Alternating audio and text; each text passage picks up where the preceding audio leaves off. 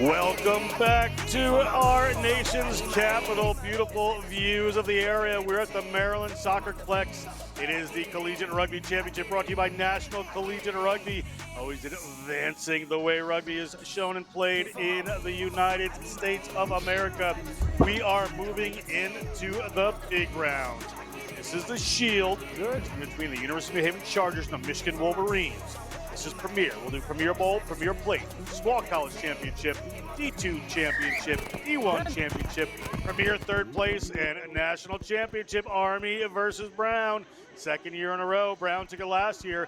Right now we have the Chargers, and we have the Michigan Wolverines. Ember Larson kicked off, but early knock on there from the Chargers. It is going to be scrum here for the Wolverines, Darian. I am John Brugg with Darian Lovelace. Forgot to bring in my wonderful co-host.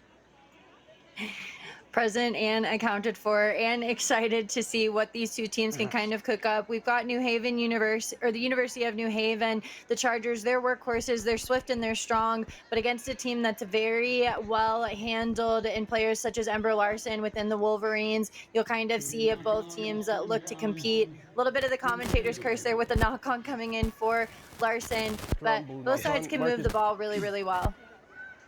These things can happen. You're going to see number 22 there, Aggie man, going to be putting the ball in for University of Haven. Keep an eye out for Amani Saucier. We're at number 14. I'd only love to say that name. She is high atop the, she's got 4 tries in the weekend. So the NCR app on the try scoring list, Amani Saucier is up there with 4. Only Kelesi Watafe has more at 5. But they go to the corner, and here's Saucier looking to add to it. She's got Mackenzie Ennis trying to tackle her, coached by Emily Record, Leanne Lamb, managed by Amy Baldwin. This Chargers team doing the school proud varsity program starting there. They go to ground, ball bounces off some hands. Referee running the spot, so we're going to go back for a scrum. It's going to be a Michigan ball. We are moving into the Shield final.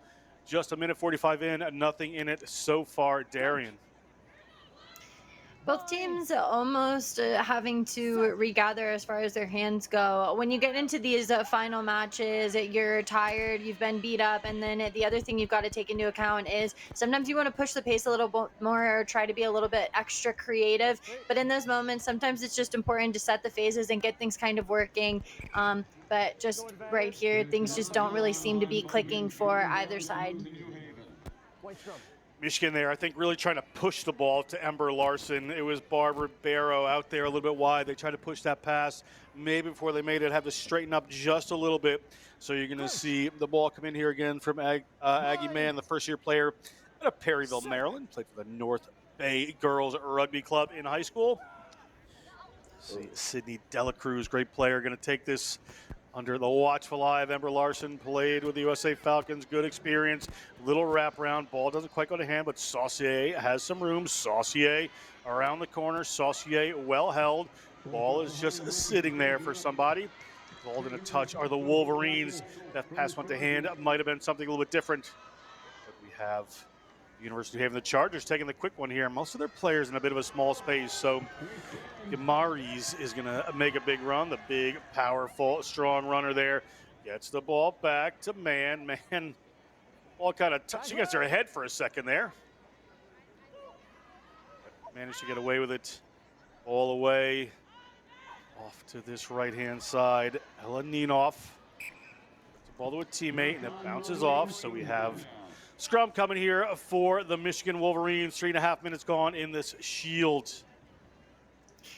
And here's what's kind of crazy about both sides is that we see the star player, Ember Larson. We've been talking about her all weekend for Michigan. And then Dela Cruz, one of those connective pieces for New Haven. Both of them at the first receiver position. If we look right here, it's a fly half matchup, but both have actually caused the most knock-ons out of their side. And it just might be a matter of them kind of really wanting to push the pace a little bit. We're seeing this 1v1 issue, though, with Dela Cruz against Larson.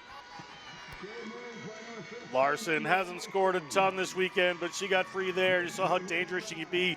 Accelerate, decelerate, get it going quickly. Ember Larson gets on the board for the Michigan Wolverines. That is 5 points. Michigan beat That's just a Lander lot to of get here. New Haven beat Minnesota. Go ahead, Darian.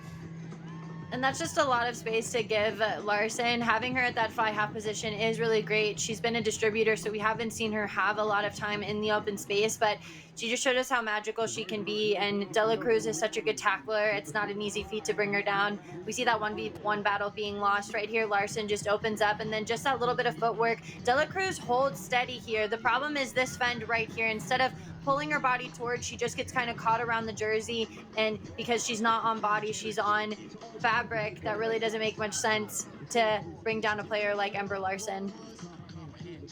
Larson is that kick. You see the Michigan player in the background there, ready to go. Amadou Saucier pointing towards where the ball is going. Bounce works in the favor of the Wolverines. Ribeiro takes it down, the senior from St. Louis, Missouri.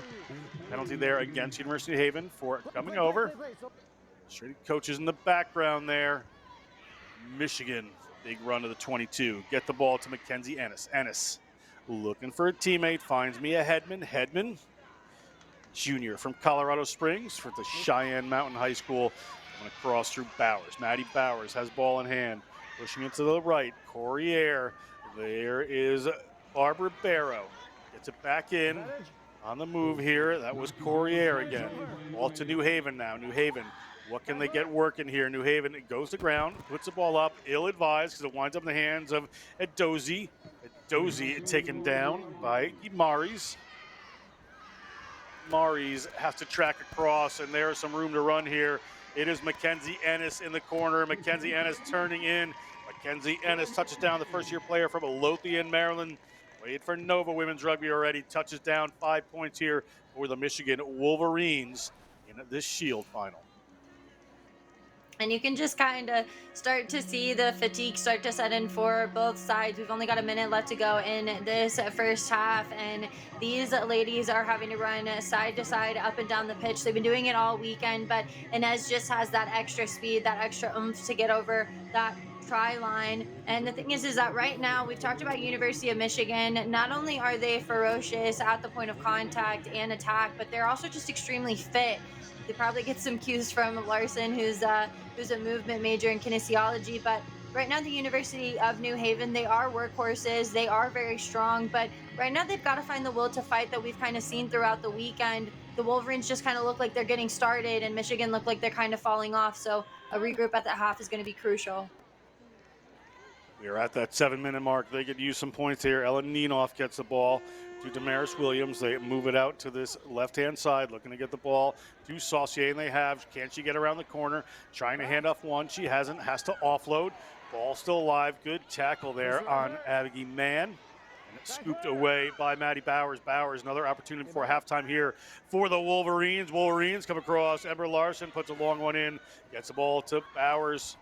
Sorry, it was to Edozie. Now it comes across to Ennis. She's been in. She's going to hoof it in a touch. They are going to go to the safety of halftime, up 10-0. Michigan leads in the Shield final. Stick with us. We'll be right back.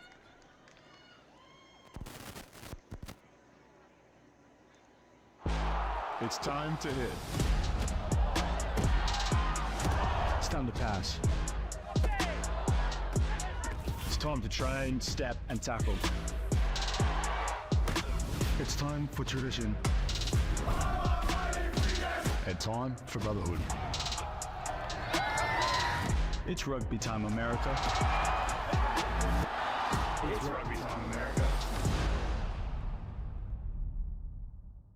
I have to say my favorite Thorn product is creatine, white protein, vitamin D, super EPA, fish oil pills. I chose to take Thorn supplements over another brand because they're sports backed. We know it's tested and it's safe to use. There's a wide variety of benefits that range from sports performance to neurological benefits. I know it helps me increase my lifting capacity. That they're third-party tested, that they're NSF certified. And they also taste great, so that's why I choose Thorn.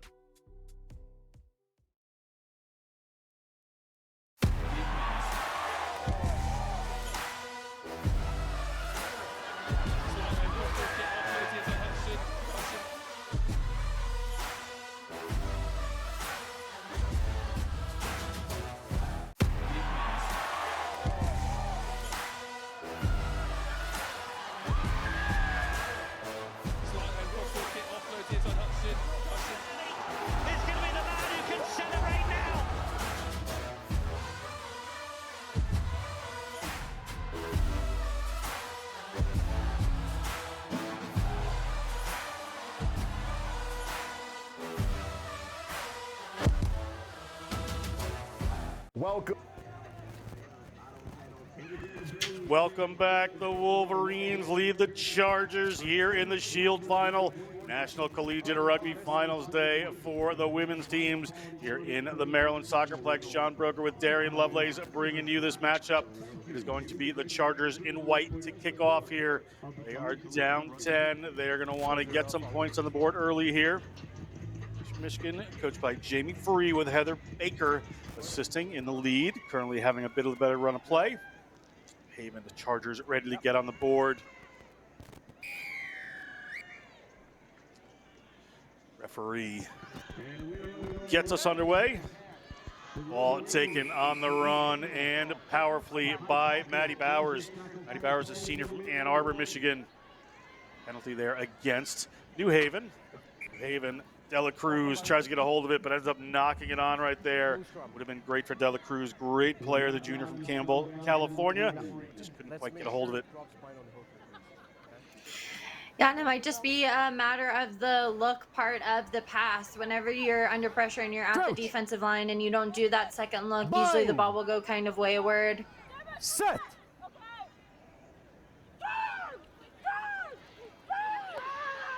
Ball back for New Haven here, digging it out. Knocked on in there, hard luck for Aggie Man. So it's going to come back, be another put in here for the Wolverines. Crouch. Bind. Set.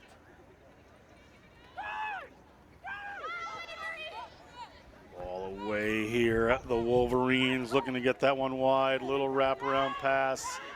Handoff there from Larson. She gets herself free across the 22. You can see why she's so highly rated. She's there in the corner, and Ember Larson touches that one down. Wonderful work by Larson to get that ball to the senior from Ann Arbor with the father, Gabriel Richard, studying movement science. It's going to try here, Darian. And it kind of makes sense that this is why she studies it. The moves that she's able to kind of put on are just raw athleticism, and it's hard work here. We haven't seen her a lot connected in open space because of the fact that she's that connective piece we've been talking about. She's had to stand in a lot at first receiver, but that was because she got a second touch on the ball in sevens. If you can get a second touch, it usually will get very well rewarded. And right there, Ember Larson, it wasn't an easy job, but she finishes strong with pace like that.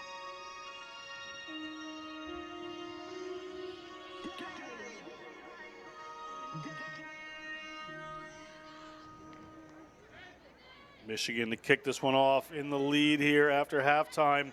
Get that ball up to Ashley Siciliano. Siciliano, the junior from Groton, Massachusetts. Ball in to an on-rushing player there from the University of New Haven. They get to Saucier. She prefers wide open spaces to wrestling matches. Ball around here from Siciliano, trying to get herself free.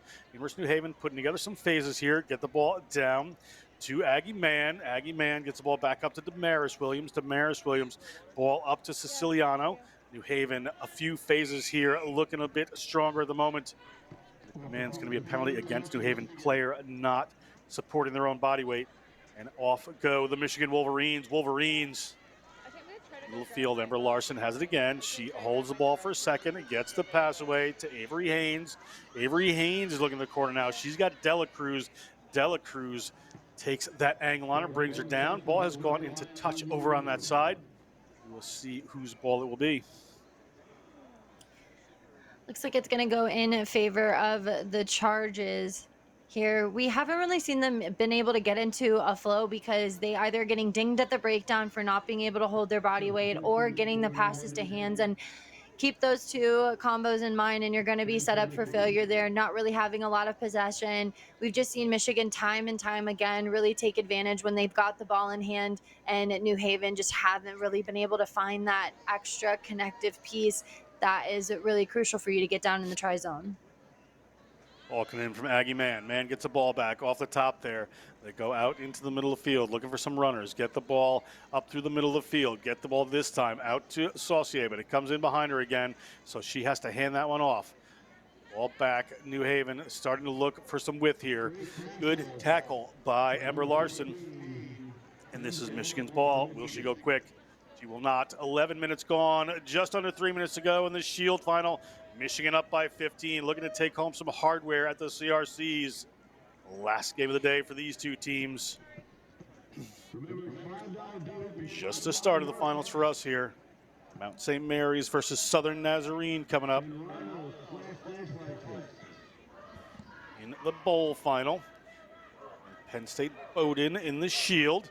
We'll do small college, Division II, Division I, and then the third place game and the finals. Ember Larson puts away a pass there. And the Michigan Wolverines still on the move here. Middle of the field, rolling this one forward. They've put some changes in this game, getting everybody some game time. 2 minutes left. New Haven, what can they make happen before the ride back up 95? Lauren Tony. Knock on there from the Wolverines. Scrum to New Haven. UNH. Yeah, it just One looked more like she took her eyes opportunity, off. Yeah, it just looked like they took their eyes off of the ball for one split second, but clock is winding down. We've got about 1:30 left to go in this Shield final. So it'll be nice for New Haven to get some points on the board, but with 3 tries to Michigan's name, it won't be very easy for them to get the win. So I'm going to see Saucier tie Watafe up top the try scoring board there, but not much time left to that. Just a minute to go. Watafe in the next game will get a chance to increase her try scoring. Sorry, Darian. I feel like this is when you really hope that the commentator's curse comes out, is for you to get the number 5 for Saucier. So we'll see if she's listening in. All weekend it's been like the team I coach. You know, I tell them one thing, they do the opposite. So that's what we would expect here. So we're looking for a Saucier try at the moment.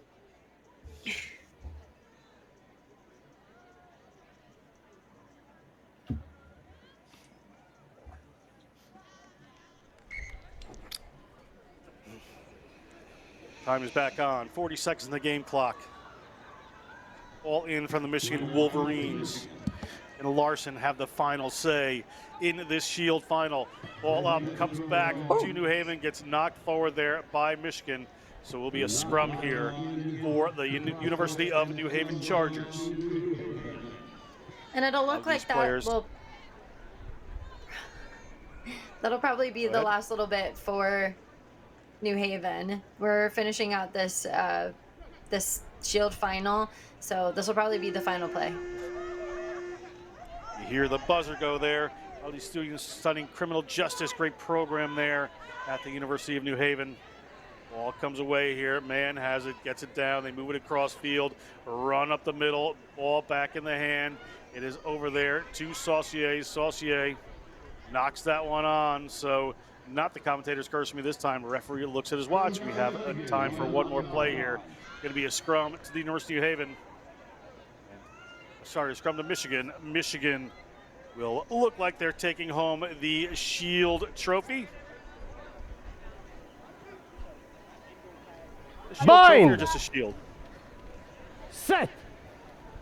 I think it can go either way. Okay, I don't want to say something incorrect here. Ball slips out of the hands of the Michigan Wolverines. Michigan still has it. Larson comes in, ever ready to play. Here come the Wolverines. Ball tossed up there, trying to get one more try, possibly, or not. That one goes in a touch, and your Shield winners are the University of Michigan Wolverines, and behind them are the University of New Haven Chargers. We're going to step aside for a second. We're going to go back and bring you the bowl final. Southern Nazarene and the Crimson Storm taking on the Mount St. Mary's Mountaineers.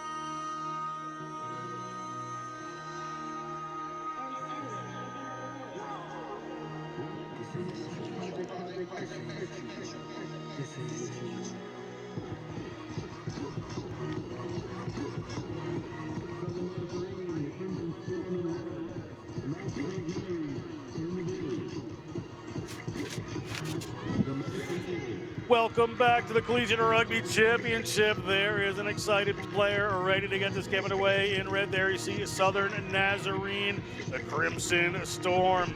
They're playing the Mount St. Mary's Mountaineers for the bowl final here in the Premier Division. The Collegiate Rugby Championship brought to you by National Collegiate Rugby. Try-scoring leader of the weekend right there, Talesi Uatafe. Can she add to her tally in this one? It's all on the National Collegiate Rugby app. John Broker here with Darian Lovelace for this one. This should be fun. Oh, it's definitely going to be a matchup between Mount St. Mary's and Southern Nazarene. Both are very skilled players on each side. We've got a lot of really big names coming out of it. Got to give a shout out to my girl, T, for getting 5 tries to the weekend. If she has anything to say about it, she'll definitely rack up some more. And a kick is underway. Mount St. Mary's has the ball. Early tackle. Ball off to the left-hand side for the Mountaineers. They have found some space early. They have found some speed early. Katie Stern has been across the try line several times this weekend.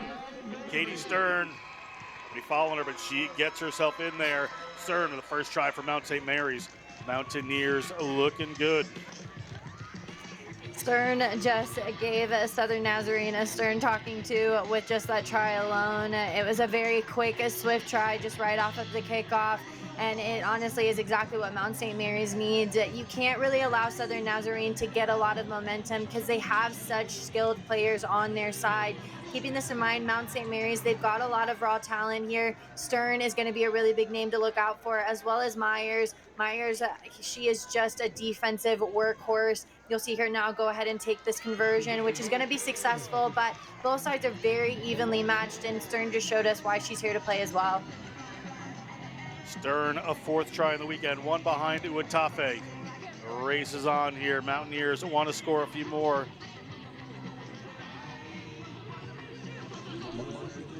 All to Southern Nazarene, so that adds a little bit to the battle. One high-scoring player on either team.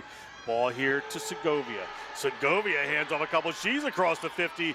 She has got some speed hunting her down. She may have to go to ground and reset here. Needs some friends to join the party at this ruck, and they do. Off they go. That comes from Uatafe, the pass.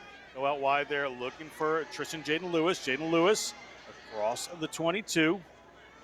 Ball there to Uatafe. She just powers in, and she's headed towards the line. Uatafe is going to move to 6 tries of the weekend. Telesi Uatafe, power, acceleration, right down the touchline. Calm as you like. Points on the board, 5 for Southern Nazarene. And that's a matchup and a half between Uatafe and then Myers, who we were just talking about is a defensive workhorse. She did come across enough to make about 3 shoulder hits before she tried to get low on Uatafe. And Uatafe just crunches up and is just able to gain some power from that momentum. We see here she ducks under to take the low point of contact and then just keeps that momentum moving forward.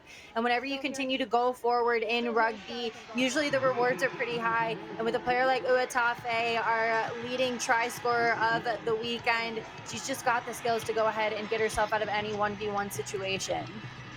That kick was good. We're tied at 7. Southern Nazarene, the Crimson Storm to kick this one off Mountaineers. We'll look to answer quickly. 2.5 minutes gone in this bowl final.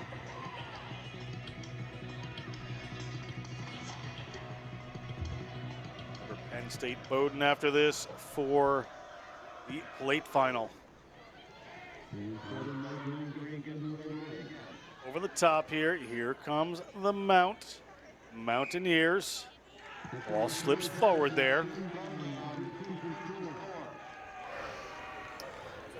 Just unfortunate there with Hubbard kind of getting in front of Stern. They usually connect really, really well, and you can just see Hubbard trying to work on the inside. In small college finals, we Yale University versus Ganon. Columbia Temple sorry, it's going to be UW Eau Claire Crouch. Roger Williams, Bind. D2. My schedule incorrectly there for a second. Not Big move. D1 Okay, good. final between Oregon and Claremont. Should be fun before we get to the third, fourth place game in Premier, and then move on to Army versus Brown. With Tafe brought to the ground. So you're on the side 8. Mountaineers trying to put some pressure on here. Ball up over the head of Lewis. Lewis shows it, but then has to go forward. Good job by Lewis. Deliberate knock on. Three. He's gonna send a player to the bin for an intentional knock-on for the Mountaineers. Opportunity here for this Southern Nazarene Crimson Storm team, and they're gonna take the scrum. Typically, Telesi Watafe standing at second No, it's a receiver. yellow. Maybe some room for her to I saw run. you. I saw the Darian. yellow. But just right there, I mean, at Mount St. Mary's, they did a good job of consolidating there. We saw Woodward, I think it was, the inside center. She was just able to really not give Uatafe any time. And with players that you know are lethal in Crouch. open space, the best remedy for that is going to be to get in the face, and that's just what she did. Set. It's just unfortunate there that our yellow card for Mount St. Mary's did get in the passing lane. But in a turn of Look at that. events, Stern picks it up, short-handed. They decide they're gonna push off on that scrum, and they do. Uatafe comes in and makes the tackle. Did she draw a penalty there? She knocked that one on. Referee on the spot. And a scrum here for a short-handed Okay, Mount followed by St. blue Mary's flag. team. So forward, Katie blue. Stern, what thinking there from Thanks. Katie Stern, a senior from Fort Collins, Colorado. Just picking up the back of a stolen scrum and headed for the line. Not for that desperate Uatafe tackle. That would have been another try for Mount St. Mary's. Bind. and Uatafe, I mean, is just a unit in general. Set. Her size alone shouldn't get her the speed that it does, but you saw her just up against Stern. I mean, in any 1v1 battle, she just takes it down. Another Nazarene ball in hand now. A Sprig break across halfway. Do not think this player can be stopped. Headed for the line. Tremendous here. It is good work from Southern Nazarene. Southern Nazarene with Bailey Gilliland, the junior from Yukon, Oklahoma, touches down for a try. And Southern Nazarene University pulls ahead.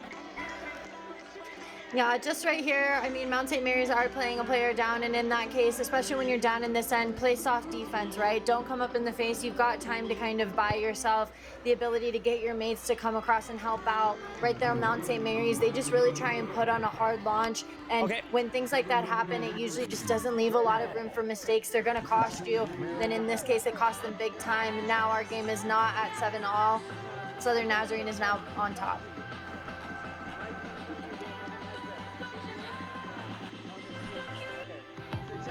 $15 seconds to play. And 15 seconds to kick. With Tafe there. Ready to pick this up. Or Southern Nazarene. Southern Nazarene.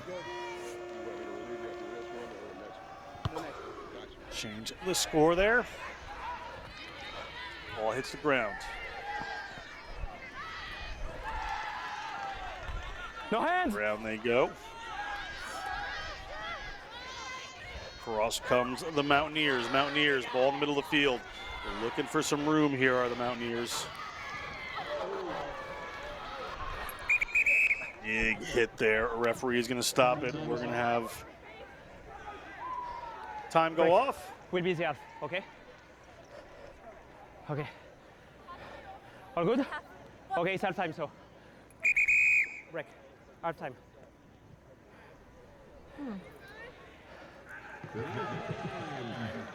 Referee. Oh. High tackle somewhere.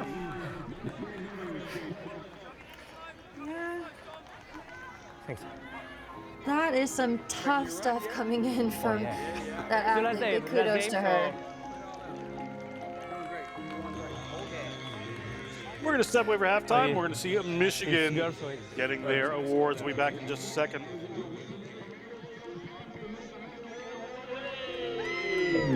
Finna take off on spaceship. Girl needs some like Matrix. If you're gonna let she nameless. Cause the last two was too famous. You got the trophy like a champion.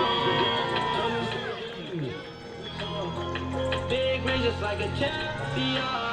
No TSA, hop on a jet, we gone. Smash on.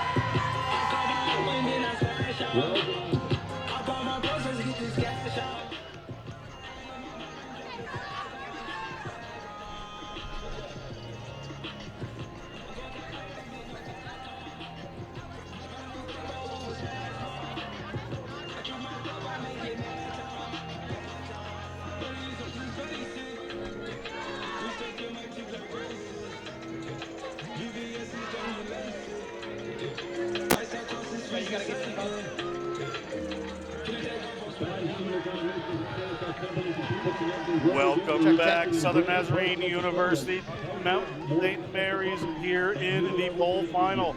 Big coming up after Penn State versus the Polar Bears in the Premier Division. To some of the small college, but right now, work still to be done. John Broker here with Darian Lovelace. Strong, fast runners should be the team. 12-7 right now, Southern Nazarene. It's still anybody's game, Darian. I need your help managing forward. This is very true, and then entering into the second half, you're really going to start to see what team is going to be the fitter and the more, who's got more range, I guess, and more gas in the tank after a really long weekend. Southern Nazarene had the last answer, but right now Mount St. Mary's is back to full strength. They've got their 7-on-7, so both teams are very evenly matched. Southern Nazarene moves the ball to the middle of the field to Uatafe. She tries to cut through, doesn't find it. Ball's gone back, however, ref's happy or not. Going to bring that one back. Be a scrum here for the Mount St. Mary's Mountaineers. Just down by 5, 30 seconds into this second half. What can the Mountaineers do here as we take a look?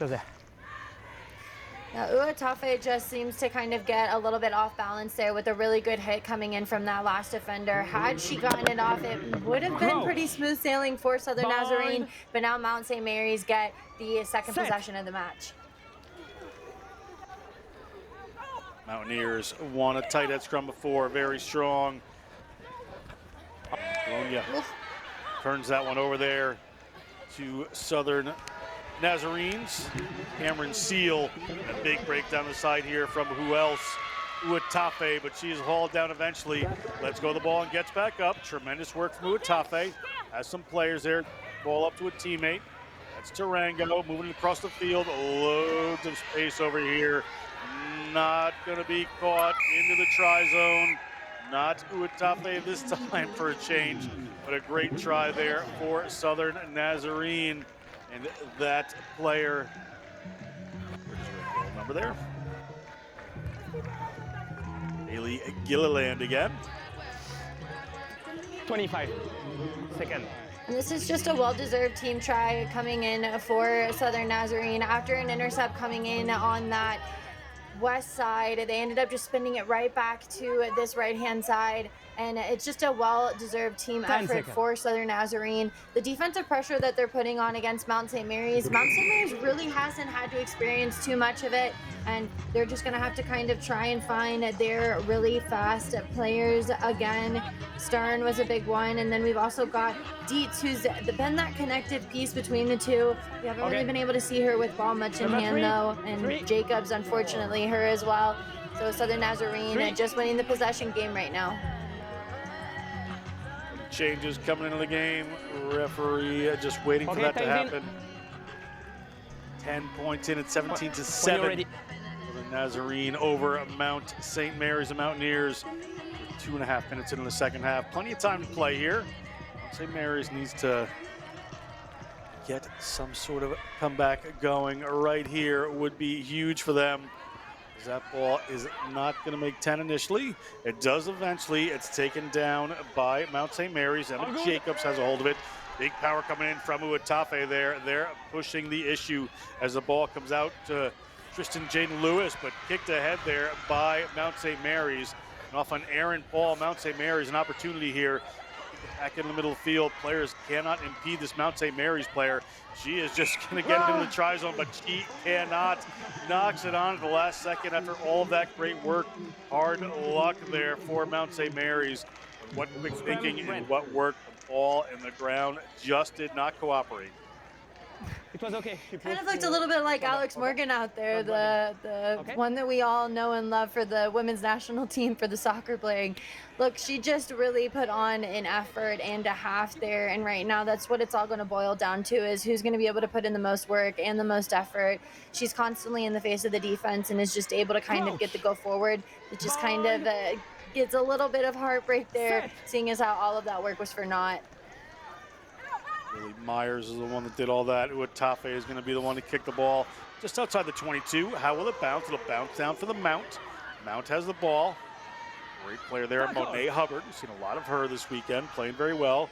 Pushing it around the breakdown again are the Southern Nazarene University Crimson Storm. Mount just pushing the ball back there. These tackles making it tough for him. That's Isaiah Segovia. Comes Mount St. Mary's, 2.5 minutes to go. Ball a little bit tight there. Lily Myers just did some great work. She offloads that one. Ball is down here, but look how quickly they are in. They have an advantage here. And here it goes, Southern Nazarene, the Crimson Storm.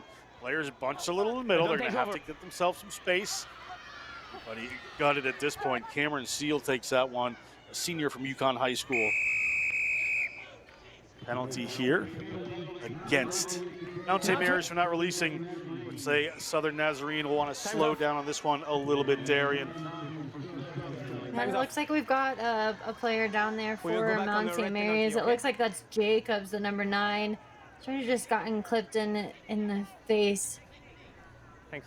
Been a couple of face shots here for both Mount St. Mary's and for Southern Nazarene.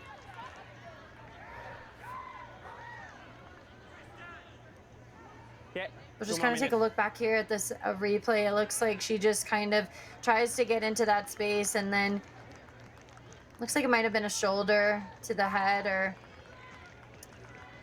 some sort of collision ended up causing her a lot of pain. So hopefully Jacobs, it's just a little bit of a bump and bruise, and she'll be up in no time.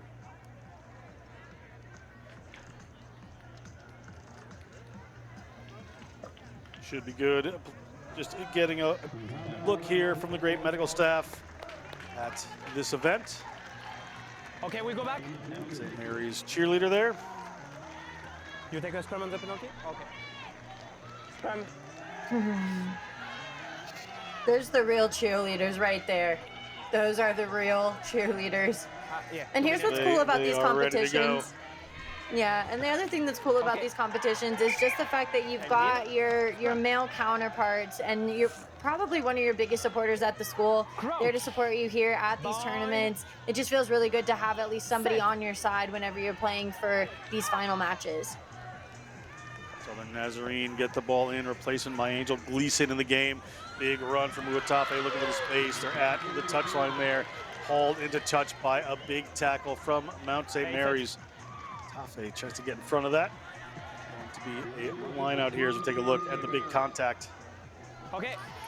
They are starting to play very good defense, and they're doing a good job of marking Uatafe, bracketing her so she doesn't have an inside or an outside option, and then being able to trust that last person to do their job and to get that last touch out of bounds is really what's helping Mount St.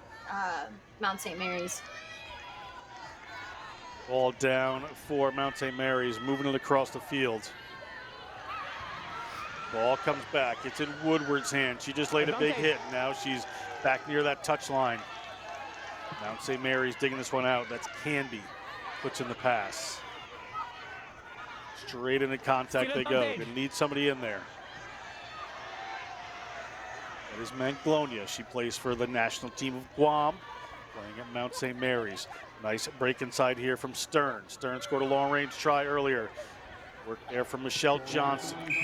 Johnston spills it, winds up with Southern Nazarene.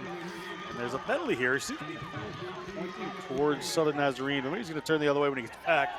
You can see by Southern Nazarene get back there. We're 2 minutes to go. 10 points in it, excuse me.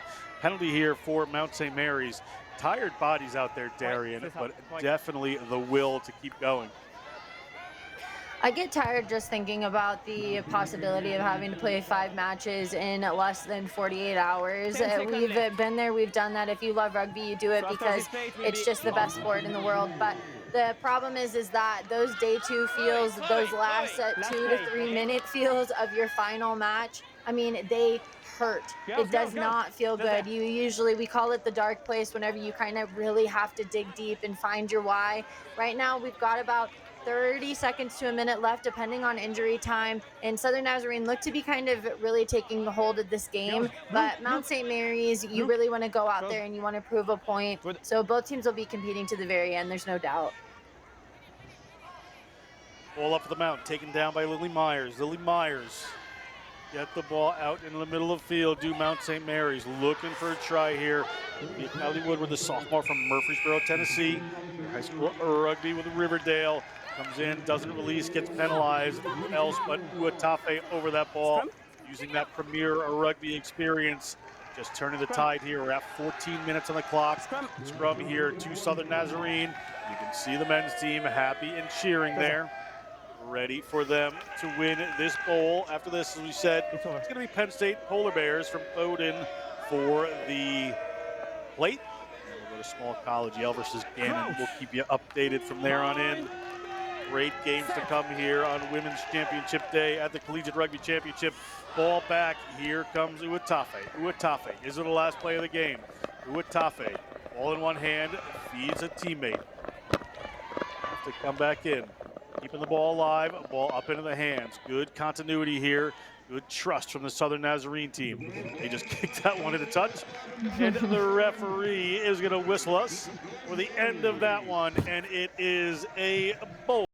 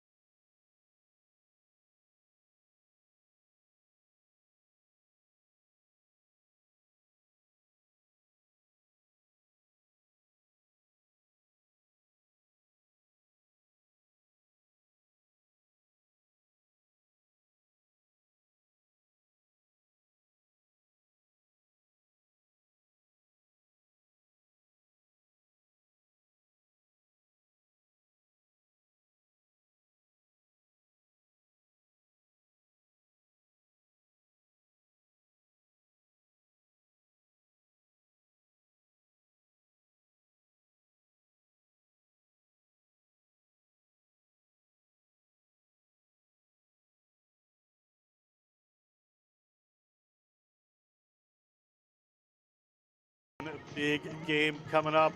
These teams have played through, and we will see where this action takes us. Penn State in the blue, Bowden in the white. Launches one downfield. Polar Bears have it. Polar Bears take that one into contact. Ellis Slaby over that, but big pressure coming on from Penn State. Penn State playing like they have a point to prove here. This should be a great matchup. Between the two sides alone, I mean, Bowden, which I did get a text from Coach Laura Miller teaching me the correct pronunciation of the college's name, so I will be doing them due diligence here. But the Nittany Lions, I mean, they've been at this tournament time and time again. They've got a lot of expertise in Kate Daly and Sahir Hamden, and Bowden is just really good about moving the ball and getting it into space. So we'll see what this matchup has in store for us. You can see that passing right there. They have a player on the outside. Can they get it there? Nice held pass from Slaby. Get it going forward. Looking for the inside out. Not there. Big hit coming in from Marin McSorley, but quickly back across into the hands of Kyra Bishop. Kyra Bishop gets through a couple, keeps her feet, finds a teammate. Going to come back to this side. Slaby again. Ball in two hands. Making some of these players guess. Ellis Slaby, junior from Minneapolis, Minnesota. Played Hopkins rugby in high school. I called 3 Penalty times. against Penn State. Nittany Lions commit the first offense. They're going to go quick. It's going to be through Justine Endo Ferguson. Endo Ferguson moves the ball out into the hands of Kyra Bishop. Bishop gets it across to Doust. Doust has to take it to the ground. Now it's Endo Ferguson again. They're looking to come wide. Good movement of the ball.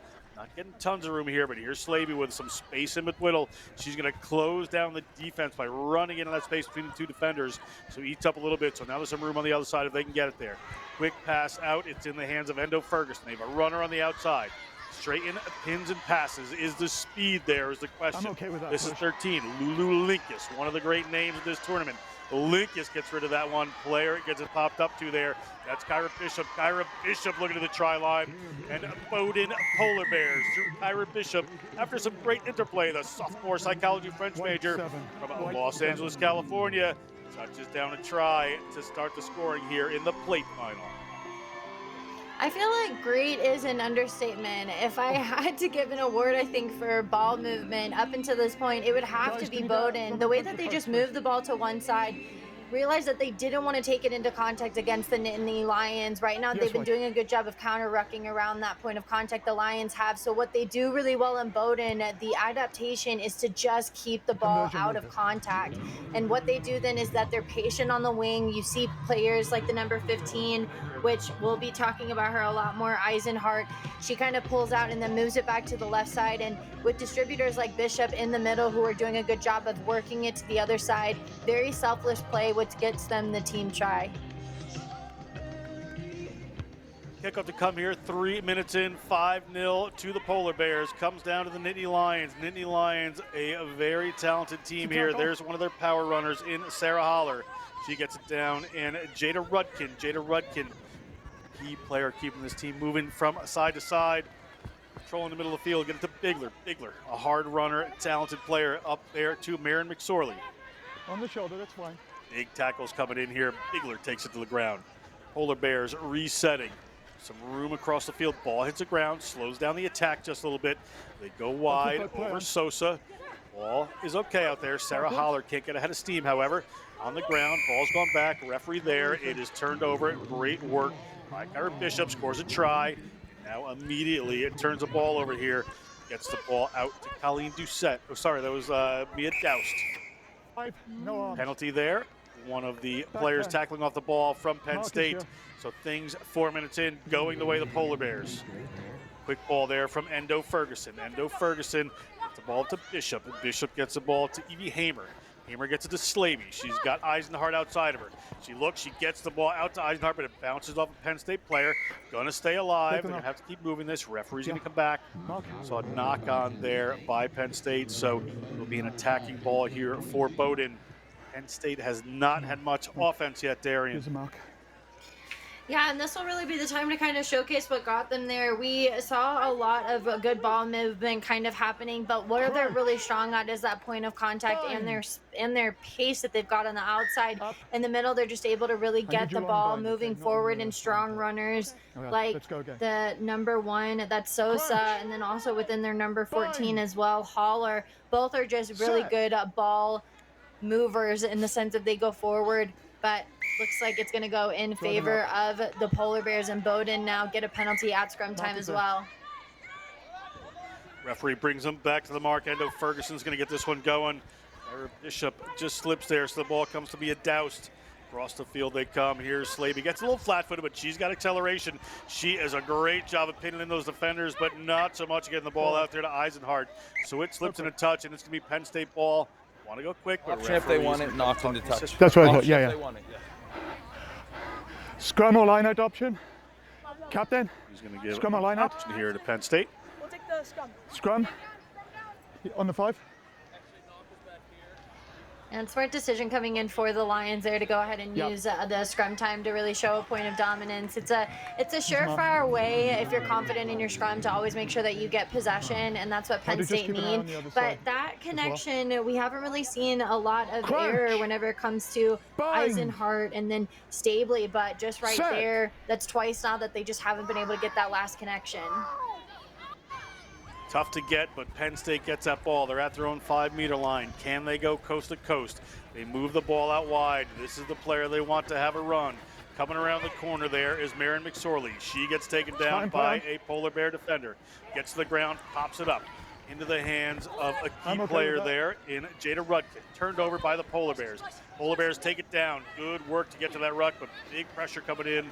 Ball back in the hands of Bishop. Bishop gets it a little wider. Now they're going to move it. They've got some runners out here. They're going to go straight up the field and just reset this. Obviously a well-drilled team. Go release. Great work by Jada Rudkin getting it over that one. Jada Rudkin, the junior from Denver, Colorado.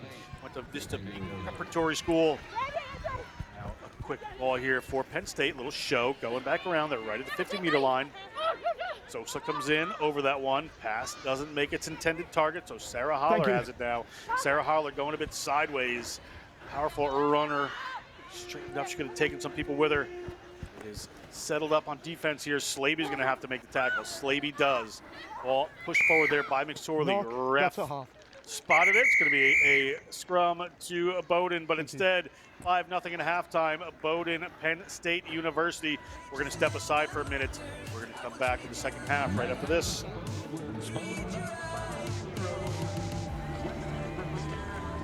Thank you. No. We do like. Anything? Thank you. Dad. Thank you for confirming. Anything? Anything else? No, about anything else.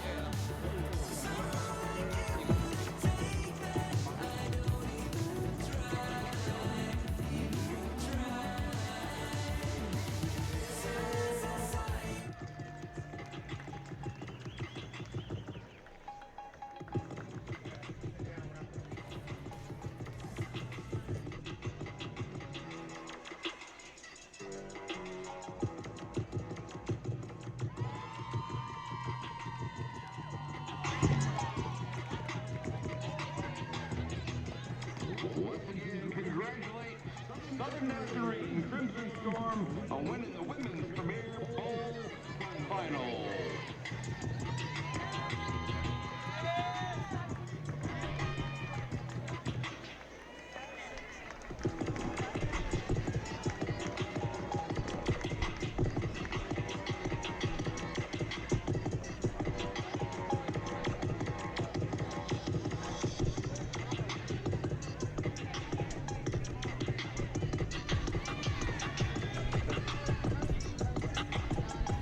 Blue captain ready?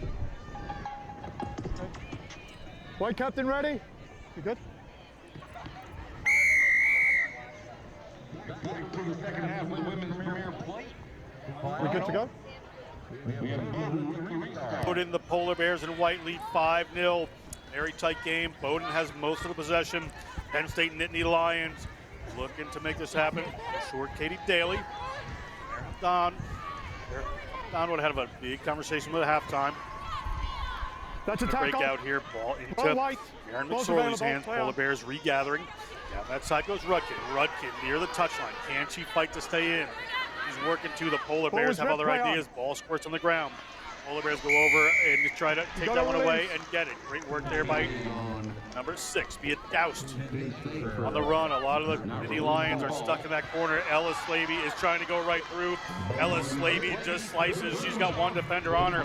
Ella Slaby selected to the USA U20s and touches down, and Slaby puts another 5 on the board with a very kickable position there. 10-0. Darian Lovelace. What a try.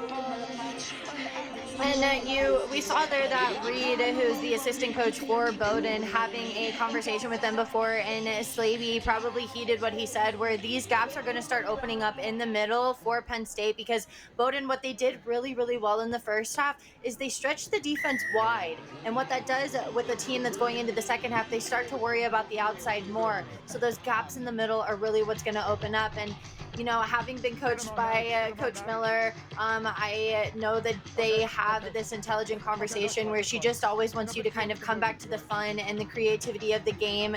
She loves it and she's very passionate for it. But Penn State, though it's only a very close game, they still have a lot of time to go ahead and bring the score back. Penn State is trying to do just that. They move the ball wide. Bigler pushes it back in. Holler, she's a powerful runner. Gets the ball back there, coming across the field, looking for their runners. And they get it out there. Sosa, New Zealand-born player playing at Penn State. Pressure defense coming on here from the Polar Bears. Very composed defense. Bigler is going to try to make some inroads and does.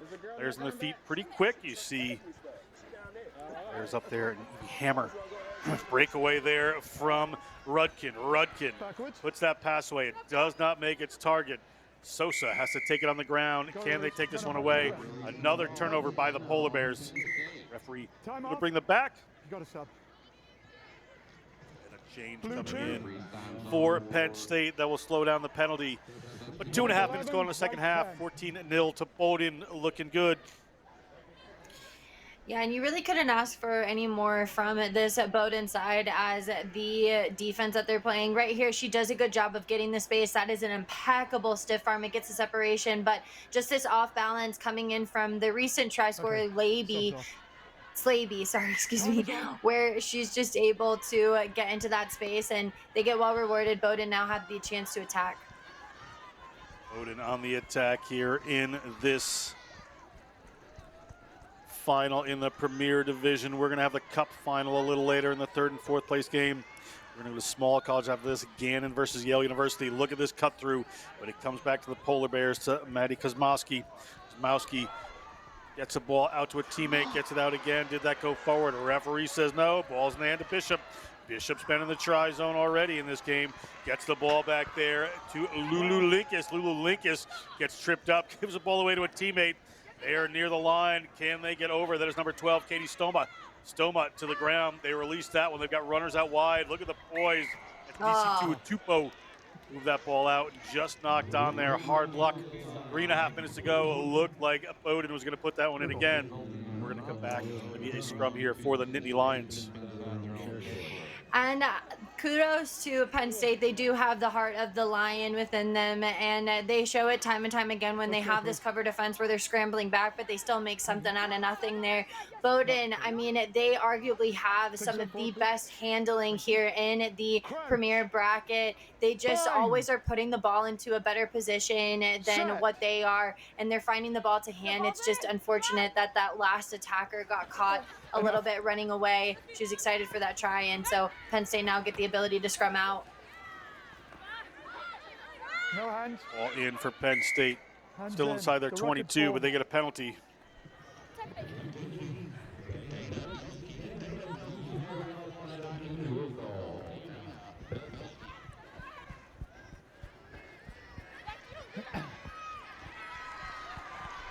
Big break here from Holler. Holler is not done, wants to keep playing.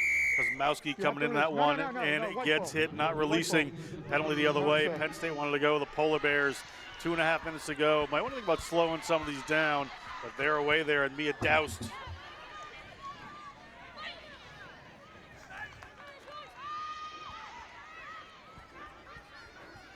Polar Bears come across. Polar Bears. Off your feet, no blue. Looking for it here, getting recycled ball. Ball up in the hands of Eisenhart there. Eisenhart steps around, and Eisenhart across the 22. 12 minutes gone. Eisenhart headed for the line. The senior from Clinton, New Jersey, played for the Morris Girls Rugby Club. And she scores a try, and that may be the one that seals it for this Bowden Polar Bears team. Took her a little while to break a smile, but great try here for Eisenhart. I mean, that play alone just gave me goosebumps, and I don't know if you could hear it on the microphone, but I definitely took in a deep breath there, because that step that Eisenhart just had is just a high rugby IQ. The ability to kind of recognize that there's a mismatch between her and the prop that was standing in front just makes it so that she's just able to give one simple step, and then just like the waters of the Red Sea, it just parted perfectly for Eisenhart. And she's just able to have a beautiful one-off individual try. Bowden look extremely talented, and the Lions, they have the talent to be able to do it, but with the ball movement that Coach Miller has kind of orchestrated, we see her and Coach Reed kind of looking on with that whole ball movement that they've kind of instilled in their players. It just really hasn't given Penn State any opportunity. Bounce of the ball going Bowden's way, but slips off their hands, so we'll come back. 1 minute to go in the game. We're going to have the scrum here. Do you want an option? What, captain option? Scrum a line out. Scrum. Here's the mark. Thank you. There's the mark. It's about 30 seconds. 30 seconds. Crouch. Bind. Set.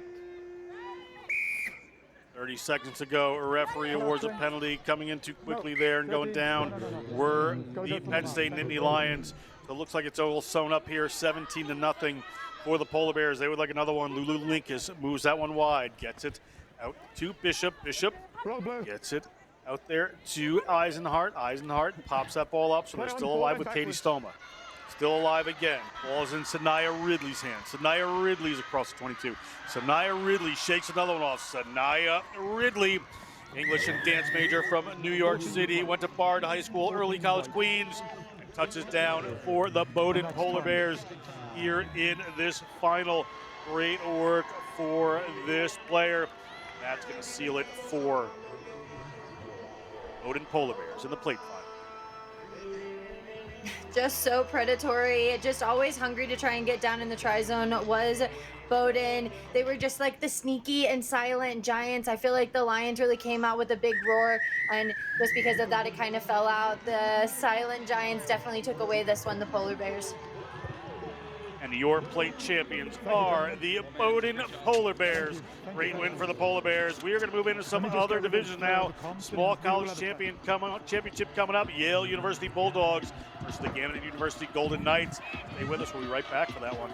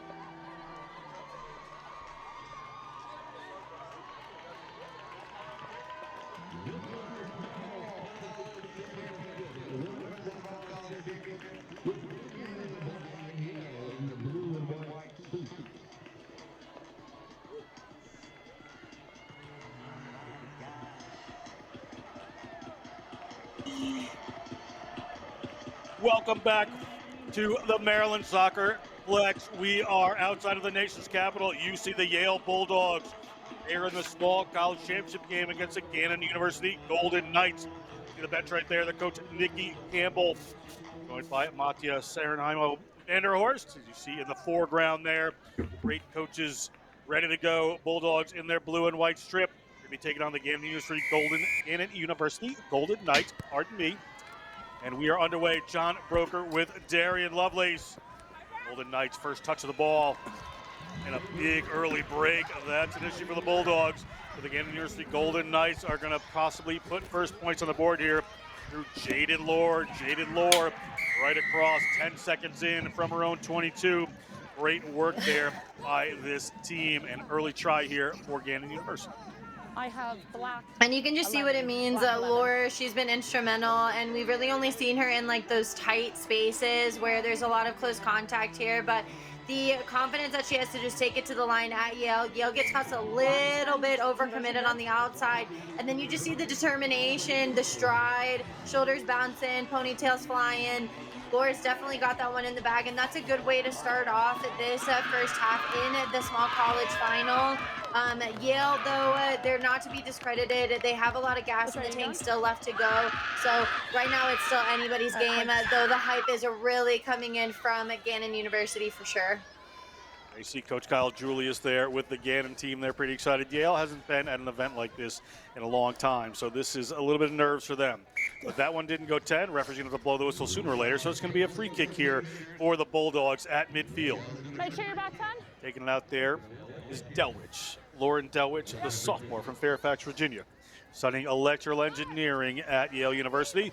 Ball coming wide, runner coming onto it, but it slipped. Did it go forward? A referee says no. We're going to play on here. Ball is going around here, but not released by the Bulldogs. So Ganon University getting the early run of play here. Ganon Ball up and into contact. Another near break from Lore there. She can spot those spaces. Ball goes back into the hands of Andre Check. Andre Check takes it down. It's Vober. Little double wrap around there. They're pushing them back now. Lexi Hulick, she's on that try scoring sheet.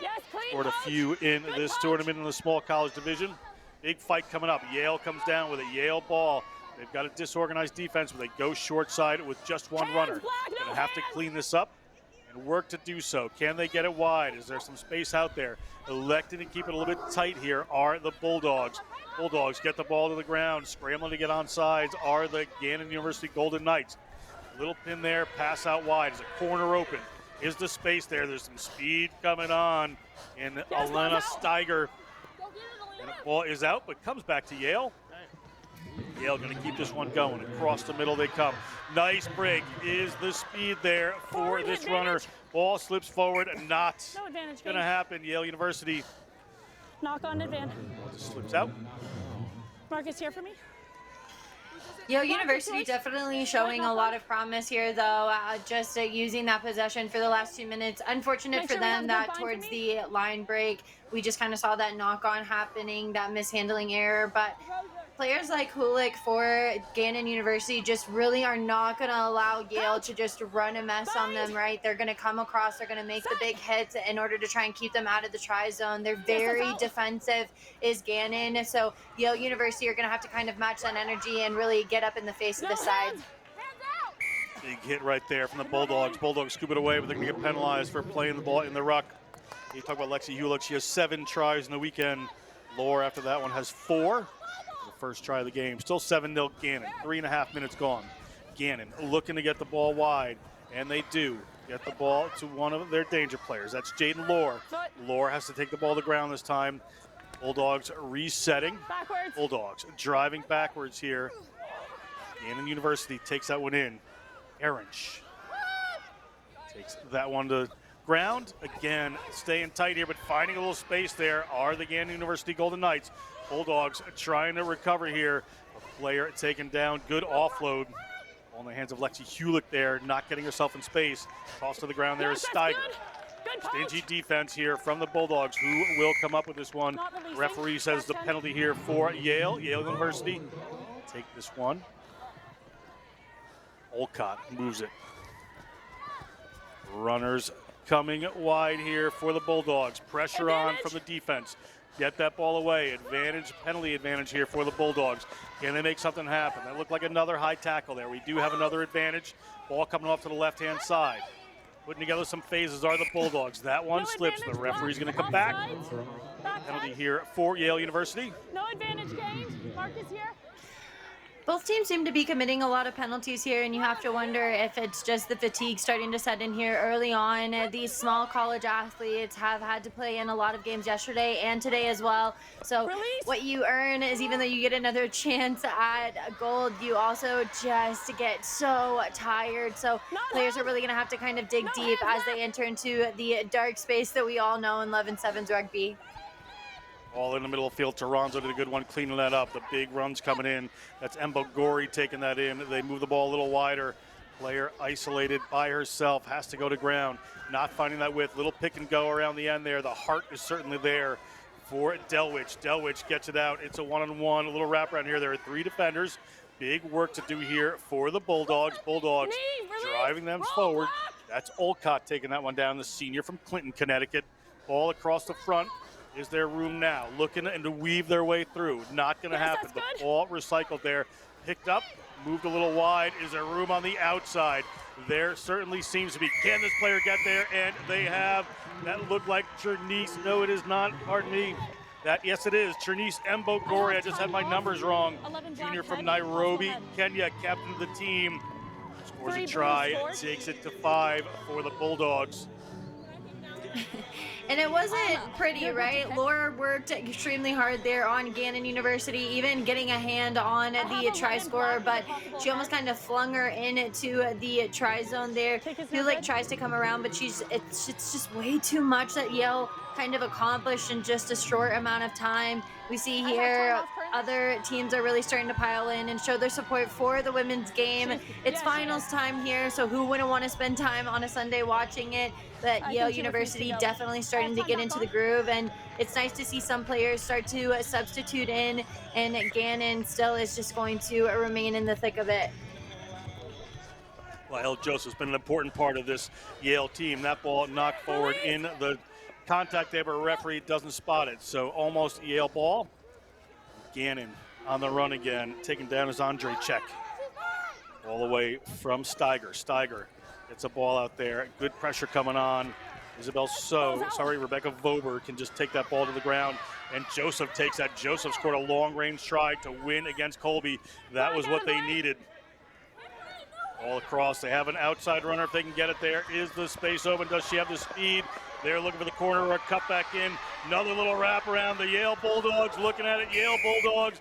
Players seem to be horse collared there. We're going to see what happens. I think we're going to get penalty try and a yellow card.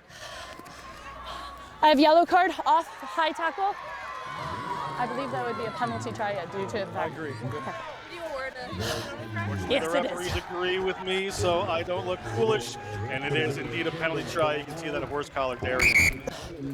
Big yikes for Hulick, who's been just a big defensive player, but a penalty try now going in favor of Yale, and then they'll start the next half with only 6 players. Ganon University, they're going to really have to dig deep because Yale is starting to look very good. Yeah, going into halftime, it is 12-7 Bulldogs. They are starting to build as they go. We'll step aside for a minute, be back with second half action right after this.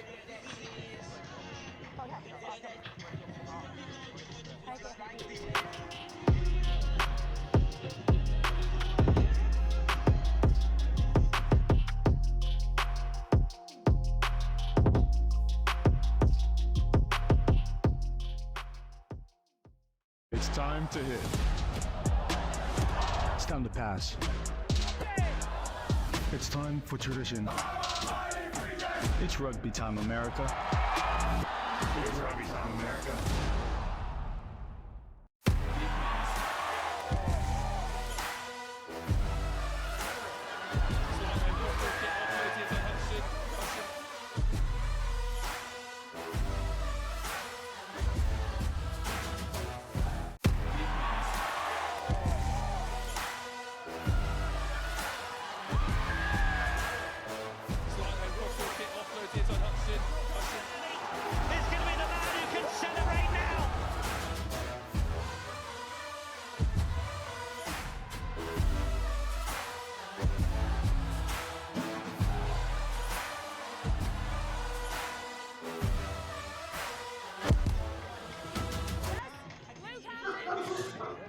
Welcome back. The Yale Bulldogs take the lead at the end of the first half over the Ganon University Golden Knights. Golden Knights, Lexi Hulick has a high tackle right on the try line, so she's off for 2 minutes. Tough there. She's a key player. So the Bulldogs springing to life here. Big run there by Willow Maines down the side to start up the half. The Yale University Bulldog. Willow Maines, a junior from Cathedral City, California, touches down another 5 as a 10-point lead, 17-7. Couldn't even set this one up before they were streaming away. You look on the bench, Ganon down to 6. Tough for them. She's a key player. John Broker with Darian Lovelace. What a try for the Bulldogs to start up the second half. Bulldogs aren't known as the dog breed that is the fastest, but right here the Bulldogs really coming into their own as they find success in speedsters that are just really working extremely hard out there. They did a couple of smart substitutions around that time. Gergakov, I think is the name of the Yale coach. That's what I have written down. But just doing a good job of maintaining. Say it again. Nikki Campbell. The head coach? Yep, good job for her. But they just are doing a good job of making the smart decisions at halftime, rolling in the substitutes that are going to bring that extra energy. And at Ganon University with Hulick still in the sin bin, it's going to really be important for players like Lore to take control of this game. Can Lore go the distance because she just got a massive line break there? What a tackle. Players coming in, and penalized is Lord, trying to throw that ball back. 2 Yale players just not giving up there. It looked like Willow Maines got back on that one. Just tremendous work. Yeah, the coaches here are the great Nikki Campbell, nurse at Yale New Haven Hospital in her other time. Right there we see a little spill. It's going to be a scrum here for Ganon. The time is rolling on here, 19-7. That kick was good from Joseph from a difficult angle back there. We're taking a look, Darian. Laura just doing a good job of breaking through the defense, but just doesn't have the gas to finish it. And here's the best thing about this whole entire series is that you see 4-5 Yale players there first, and then Ganon University, finally one person pulls up to kind of help. Laura, I really hope that you're hyping up your mates to try and break to you sooner. Laura has the ball again, but she's got some company. Trying to hold the ball and offloads it there. Gets it to Hauser. Hauser knocked forward, probably intentionally there. So we're going to have a Yale player in the bin for 2 minutes. And hard luck there for the Flying Willow-Mains. As Hulick may come back on, this could change fortunes. A way to go. 12 points here. So converted tries to be important. As we have 4.5 minutes to go, Hulick back on. A change coming in. Isabella Littell. Senior from Pittsburgh, Pennsylvania. Short-handed are the Bulldogs. Time back on. Small college championship on the line. A knock on, not the way you want to start. So we have an advantage here. We've seen Joseph go on a long run before. She's powerful. She is strong. She's not going to go the distance this time, but ball's available for the Bulldogs. They're short-handed. Have to play smart here. Get it into the middle of the field. That one doesn't go to hand. Little wraparound here. That's Paula Toronzo. Toronzo takes the ground. They're losing ground here. Eating up some time on that yellow card. So the Bulldogs recycle again. Golden Knights defense gets set there. Trying to drive over. Player fell over the top of that. Surprise there. I thought the player came off their feet from Ganon, but it's a Bulldogs penalty. And shorthanded defense going to have to do some work. Hulick wants to make up for that time in the bin, that high tackle. Offloads there to Steiger. Steiger puts it down. Ball's a little bit messy. Yale defense coming forward there through Delwich. Littell, reserve. Game being played in a very tight area right now, so working in the favor of the Yale defense. They've just got them trapped. You see Joseph there, just like a bookend in a 7-meter space on the field. See where they decide to go now. A Ganon player down and injured. Hopefully they're okay, but that puts them at short-handed or even numbers again. We are at 6. Game is a little messy at the moment, being played in about a 5-meter area. Yale in over that. Referee says, get the hands off. Which way are they going to go now? They're going to try to go through Hulick. Hulick gets the ball away there to Vober. Vober gets hit by a Bulldog. Bulldogs working on defense here. There's Littell. She is the replacement here. Still a player slow to get up over there. Now on her feet. Yale still under a yellow card. Hulick can't get away from that one. But here is a big run coming in. It's the number 14, Steiger. Steiger spills that one. Did it go forward? It did. It's up in Yale hands. We'll see if there is any kind of penalty here. It's going to be a scrum to blue. Steiger seems to be a little bothered. It's going to be a Yale scrum. But a referee just wants to make sure the safety of this player. A little bit messy there, Darian, but Yale hanging on here with 2 minutes to go.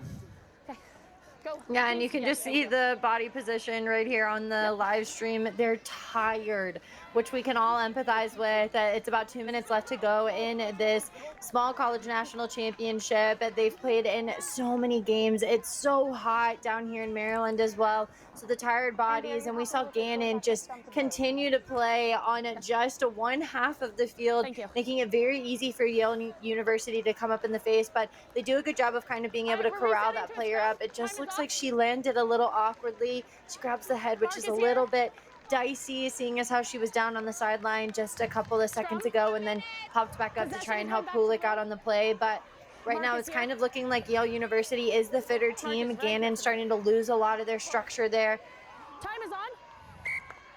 There's that coach Nikki Campbell we were talking about. And the other one, the name you probably saw, was Mattia Sarenheimo Vanderhorst, the assistant coach. Greg Wilson, the manager this weekend, also known as a contact coach. Straight up the middle go the Bulldogs. The yellow card is over. They're back at full strength. They're up by 12. They've got the ball in a key player's hands. Up the field goes Lyle Joseph. Hands off one. Long strides coming across the 50. This would probably seal the game for the Yale University Bulldogs. Will they be your small college champions? Lyle Joseph, a Santa Rosa, California native environmental studies major and a junior holding on the ball as long as she can. Minute and a half left to go in the game. Another try for Joseph. That moves Lyle Joseph up to 4 on the weekend. Kick to come. She hit one from distance before. Excellent player here, Lyle Joseph. Back at it like a rugby addict. Joseph just is able to round the corner. We saw her take on Hulik earlier, and Hulik was the victor in that point of contact. But just there, Joseph, she does a good job of adapting quickly. Right here, the fend. Hulik just get caught so flat-footed. That's a prime example of why you want to continue through the contact. As soon as she gets flat-footed, Joseph goes ahead and sticks up the fend. It's just unfortunate for them as Ganon watched that scoreboard just continue to press on. But players like Joseph, who scored that try that got them into this position and made it so that they were able to just skirt by 7-5, is going to be one of the primary reasons why Yale University can breathe a sigh of relief. Ball back in their hands. Joseph has it again. They are out to a big lead here. Looks like they're going to take on the small college championship. Quite a story program been building over a couple of years. Well done, Yale University so far. More time to come. Pass back out to Joseph. Joseph cuts back in. Little acceleration. Gets the ball back to a teammate. We'll get a number for you there. That's number 9, Delwich. She's been in the whole game. Playing very well. A little pick and go around the side here. Let's see who this is. Great try there. That looks like Elise Alcott. Great try. Alcott, the senior from Clinton, Connecticut, went to the Morgan School studying Earth and Planetary Science and Humanities at Yale University, scoring a try here at the CRC. That play was just so cheeky and honestly came from out of space here. We just see an overcommitment to the ruck coming in from Ganon University. Both players are just so interested in what's happening at ruck time that they don't even pay attention to that player skirting around that outside. Yale University now up by more than a few tries, and it looks like game is called. They are your small college champions. Yale University, your small college champions, 2024 Collegiate Rugby Championship. What a run. They beat Christopher Newport. They beat highly ranked #1 Endicott. They beat Colby, and now they've beaten Ganon University. Great win for the Yale University Bulldogs, your small college champions 2024. I'm going to step aside for a second. It's going to be on the color analyst bench. Lance Kavanaugh, Darien taking over play-by-play for the Division II matchup between Eau Claire and Roger Williams. Stay with us.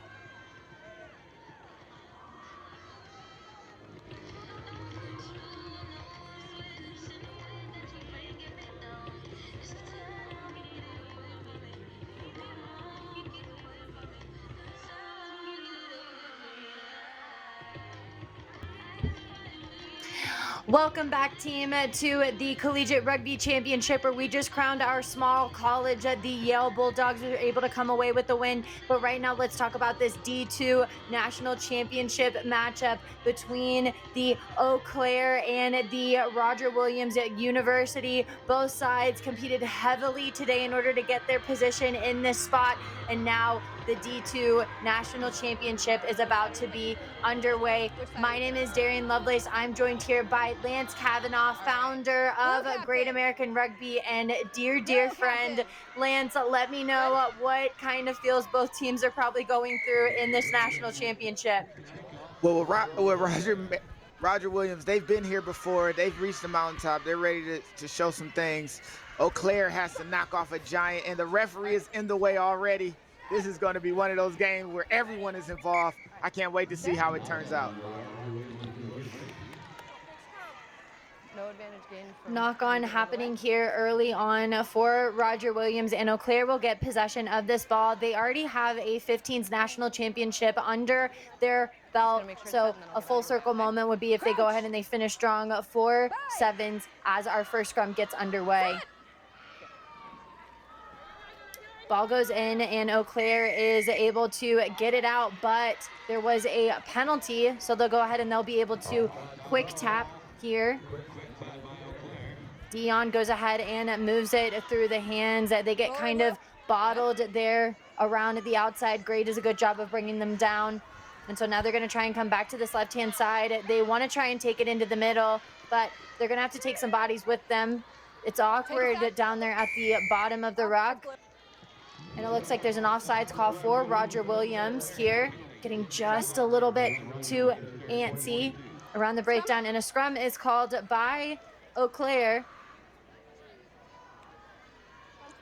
And these decisions to go for a scrum, confine everyone to a small area on the pitch and try to attack with some speed or the space outside. This is going to be exciting. We could see our first points of the day here. Center scrum, prime attacking position here. Scrum is fielded cleanly, and then a yellow card here on and offsides. Roger Williams now playing with only 6 mates on the pitch. So Eau Claire now have the opportunity of a lifetime. Ball leaves the hands, and then a knock on. Just some nerves there. Yeah, unfortunate moment, but they do still have that player advantage. That should pay dividends for them at some point early on in this first half. But making sure they maximize the opportunity to capitalize is key. That knock-on could cost them, but let's see how it turns out. So there's a big competition happening at scrum time. Eau Claire is successful, and so they go ahead and they round the corner. That's Dion again. Dion is on it, and she's going to score down in the try zone now for the first 5 points for Eau Claire. Can I get your number? I need your And this is a scary hour. Your scrum half gets sent off for being offsides, and your forward pack immediately gets muscled over the scrum just too much. Eau Claire, no fair. And with that man advantage, with that player advantage, they get right around the corner. She's going right to pay dirt. Easy try to score. And Eau Claire are up 5-0 with a conversion to come. Team effort on that try.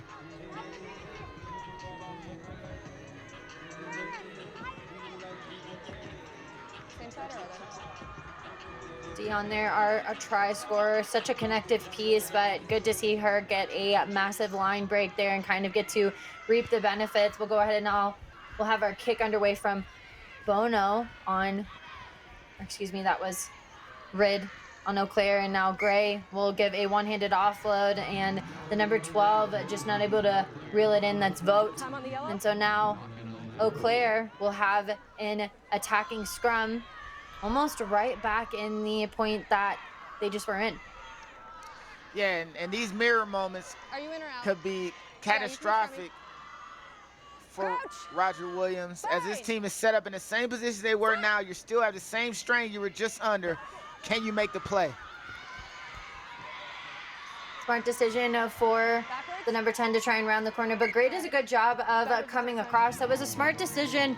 You can see the indecisiveness right before that scrum happened as to whether or not Gray thought that she should come in and protect that 9 spot. She does well to be able to come across. Absolutely, and all it took was some hustle. You just got to put a little effort in, and things might work out for you. That's what happens here on the rugby field. Able to force a knock-on just by pushing and creating dismantling options for the offense. Now, Roger Williams on the cut.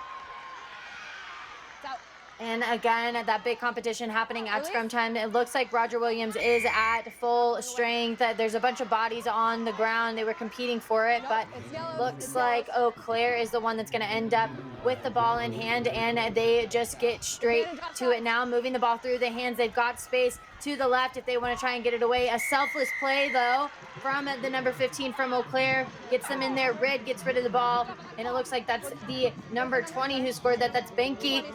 And she'll go ahead and get another 5 points on the board. Yeah, they just had the spatial advantage, made the most of it, able to stay on her feet as she swung around to get the offload away. And that try is about as easy as it goes. The kicker was good. It was 15 that scored. So it looks like the conversion is good for Eau Claire. As we take another look at this replay.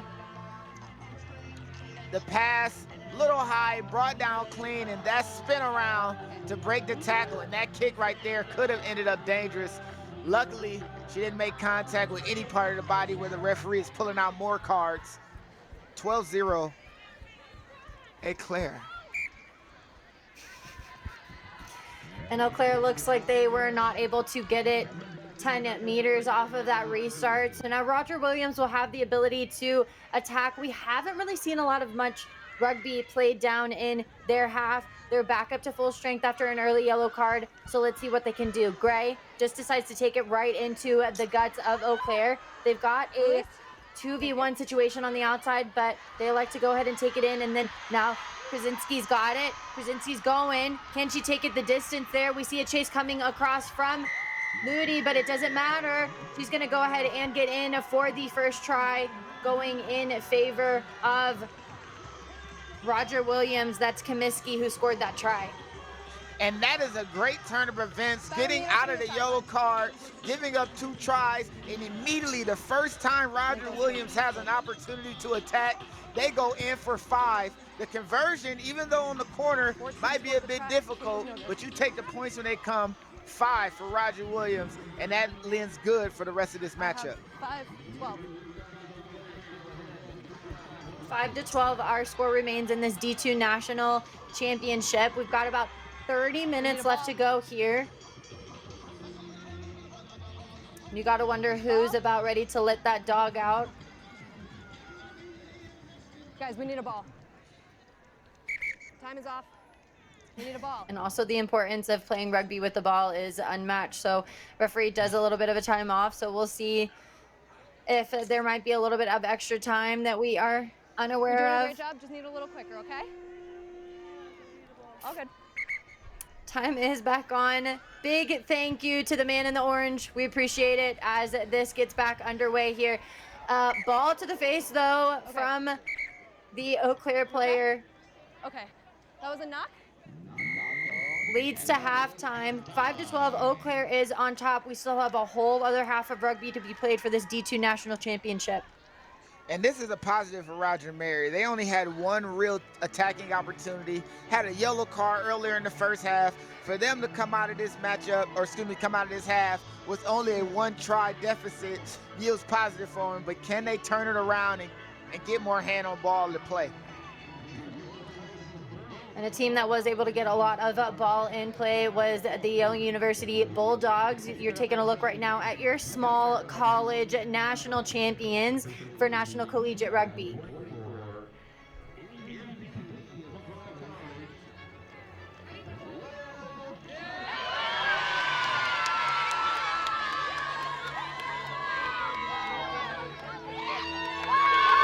Goes to the MVP of the tournament is going to be none other than Joseph. Punched in 2 tries in the semifinal and the final to get her team in there. Well deserved.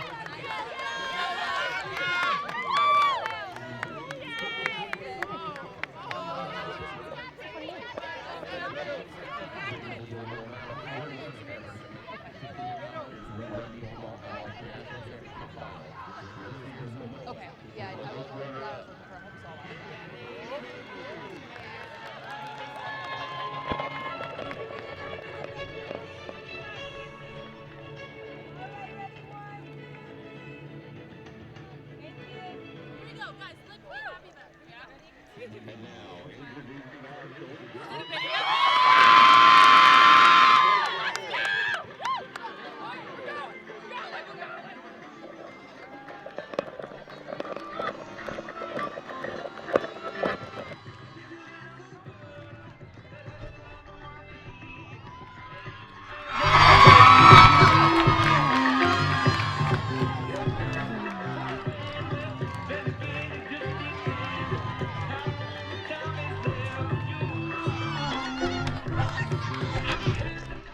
And small college, your new champions now off of the field as we get ready to crown our D2 national champions. Roger Williams versus Eau Claire, with Eau Claire on top, but a late minute try lands, and now we see Roger Williams finally make an appearance on the scoreboard. if I was Eau Claire, I wouldn't know defensively what needs to be fixed because you barely seen the, well, wait a second, we got a break here. Oh no, Eau Claire gets in for first blood. That's Scatabo. Scatabo will get over for a try, and Eau Claire now get an even bigger lead against Roger Williams. Scatabo isn't worried about anything that Roger Williams can throw at him offensively because she's going to get the ball and she's going to score right away. A sevens all-star who kickboxes in her free time, kicking the score of 5 more points for her squad.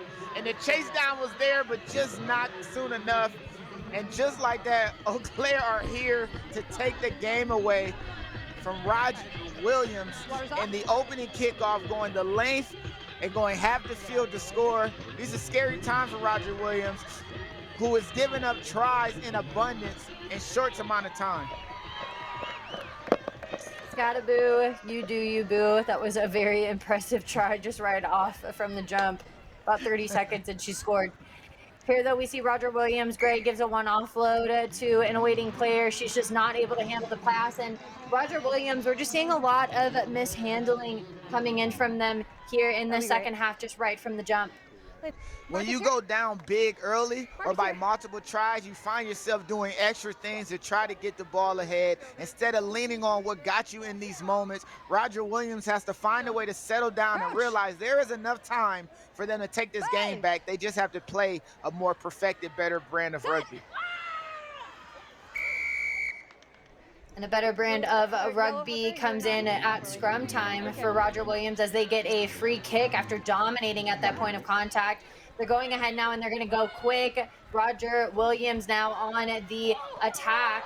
They get hit at the sideline. Curry, though, is in there to try and make a mess of things, holding on, almost bullying her way over. A foot's in there, but she gets out, and now the pressure is on. Gray's under immense pressure coming in from Ludi.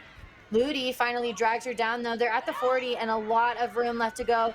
Kaminsky, the try scorer, decides to go ahead and take it herself. Gets it to another speedster, but decides to cut back in, going back in towards the support. A looping offload from the back of the ruck leads to a couple more meters being gained. And we see here a penalty for not releasing coming in against Eau Claire. Roger Williams now taking it against Gray, trying to fling one up there and just not able to handle that second pass. And some of these wayward passes haven't been catchable, but some of them have been extremely easy to catch. We're just seeing Roger Williams just kind of lose control of the ball pretty often. Yellow 5. Uncharacteristic play by Roger Williams in this early part of this first half and into this second half. That ball was clearly catchable, and these are the moments that Roger Williams capitalized against other teams on, finding those offloads, getting into space. But here they are making mistakes that they normally don't make. But the time is still there. 4 minutes is a lifetime in a game of sevens. And Eau Claire go ahead and they win this center scrum and they move it to the left-hand side. A speedster there, though, just kind of flings one around. The number 15 is up against a race with Kaminsky. Kaminsky finally brings down Rid. In from the side, Blue.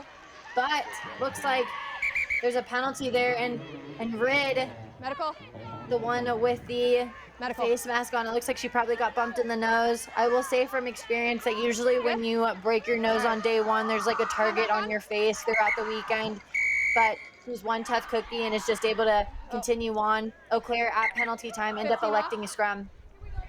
Yeah, and this is an All-American. It's somebody who was not going to miss this matchup no matter what. Broken nose, disfigured toes, it didn't matter. She was going to be here for her team.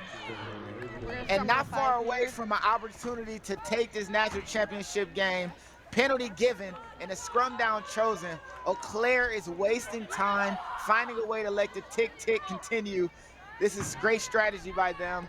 Roger Williams, has to find a way to get the ball back immediately in order to get back into this game. Ludi over there doing a couple of hand signals at scrum half. You have to wonder if they're going to come up with some creative play. Eau Claire, they do win it cleanly. And now they're going to go ahead and look to move it. But there's a little gap that almost opens up in the center. Comiskey does good to cover. And they're going to continue now to press on. Ludi almost gets it, but then she doesn't. And so now there's going to be a scrum going in favor of Roger Williams. We've got about 2 minutes, a little over that, in order to play for this D2 National Championship. And any opportunity when here. you're down by multiple tries is what you have to look at as a perfect opportunity. Roger Williams have to step up big within the next minute and a half to make sure they have enough time to attack and be able to draw this game level or take the lead. Roger Williams get the ball cleanly. The Hawks now do a little bit of a scoop pass, and yet again, unfortunately, the pass goes forward off of what looks like a good pass. But Lance, we talked earlier about teams kind of doing too much whenever they're down. That would have been an easy hands, and they probably could have kept ball there. But even the skip didn't seem too difficult. It just seems like maybe a few players from Roger Williams ate a bunch of popcorn before the game, and they're dropping the ball Butterfinger style in a way that they normally wouldn't. This is something I haven't seen from this side over the weekend at all. But one thing we have seen is that they totally dominate the point of contact, and Roger Williams just did that, but with a little bit too much sauce, and now Eau Claire on the attack. Eau Claire getting a taste of their own medicine as the ball goes wayward, but Comiskey comes over and makes a big crunching tackle. A cut, though, to the right and then to the left. Gets the number 12 for Eau Claire. Some good go forward. That's Hamilton. Hamilton, though, almost gets the ball out of bounds, but they managed to keep it in there. It's in the hands of Chamberlain. Chamberlain keeps the ball. It's tucked, though, so not a lot of options there. She finally decides to go ahead and give it to the number 6, the kickboxer, Scattaboo, and then she gives it right back to Chamberlain, and Chamberlain, after all of that hard work, will get another try. And Lance, we're just kind of seeing the heartbreak start to set in for Roger Williams. Chloe, oh my goodness, she got around, looping, running across, making steps, doing everything she can to get the ball in the try zone. And with that try and the time, it looks like we just have crowned a new sevens national champion. They ran Roger Williams ragged, and the team that made the least amount of mistakes is the team that came out victorious today. And it looks like the time was called, so Roger Williams falls short against Eau Claire. The 15s national champions are also now your D2 sevens national champions as well. And what a feat. That is nothing short of easy, as you see celebrations come all around. The D2 champions are now crowned. Next up, though, we're going to have our D1 championship coming in. It's going to be Claremont versus Oregon University. I'll step aside and let the OG MC John Broker come on and talk you through the next match, but well done to Eau Claire.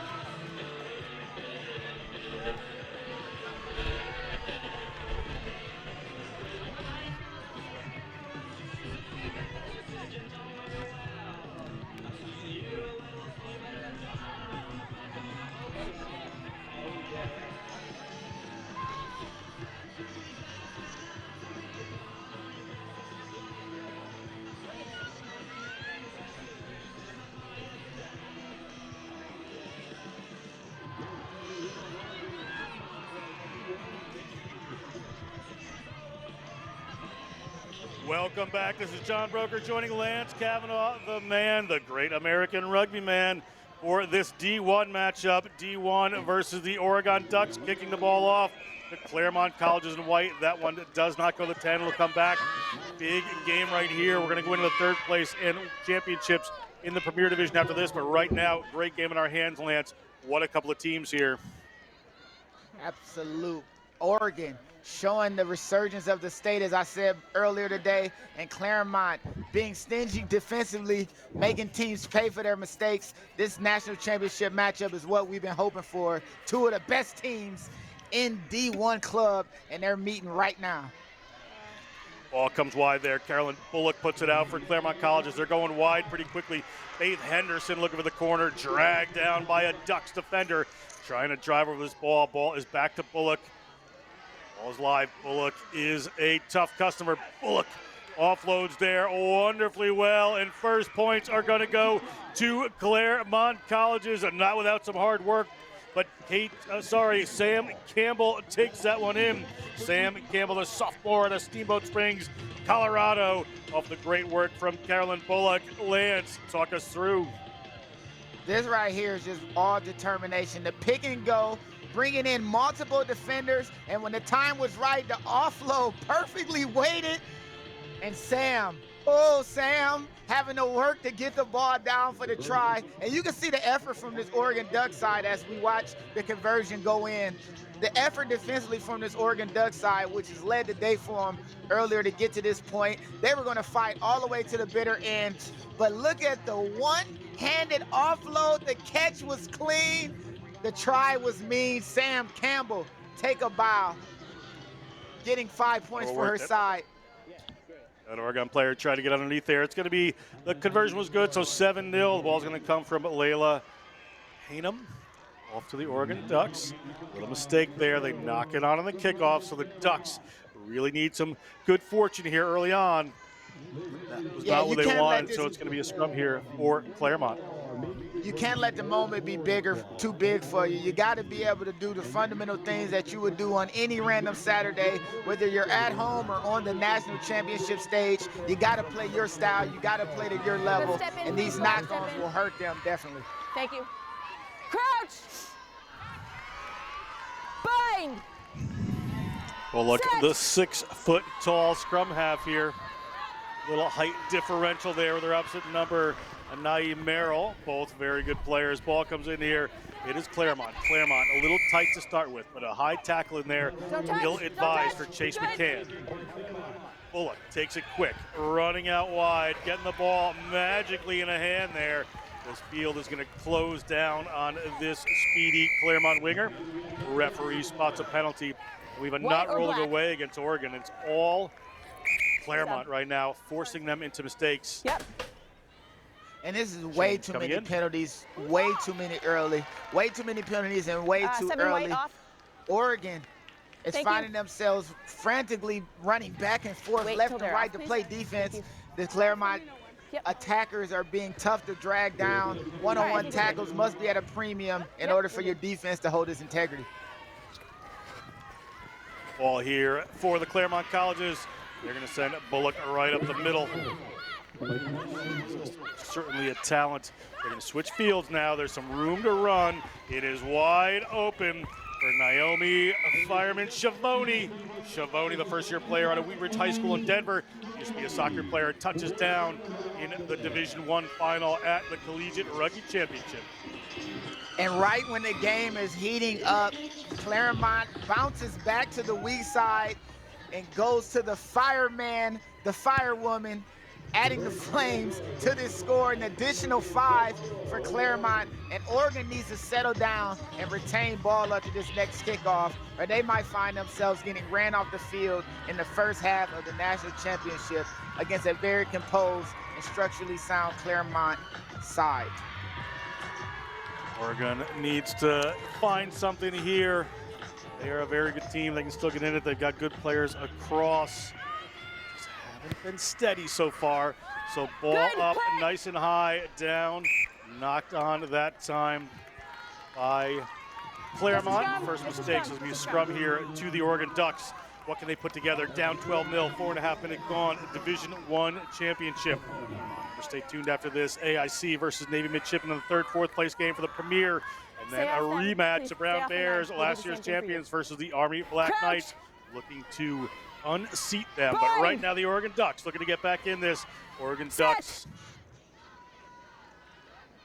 go for this big, powerful scrum there from Claremont. They're able to run. They got a runner coming in, looking for that wraparound, but ball doesn't quite go to hand the way they want to O'Neal, so they have to move it out. And there's McCann. There's Chase McCann. That one goes forward off of Naeem Merrill, just trying to push it a little bit of the Ducks. And Lance right at midfield, going to scrum here for Claremont Colleges.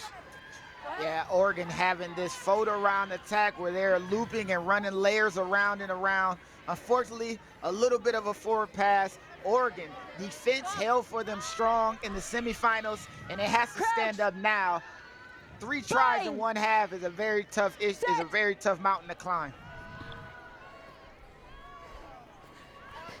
Bullock has 3 tries, as does Meacham.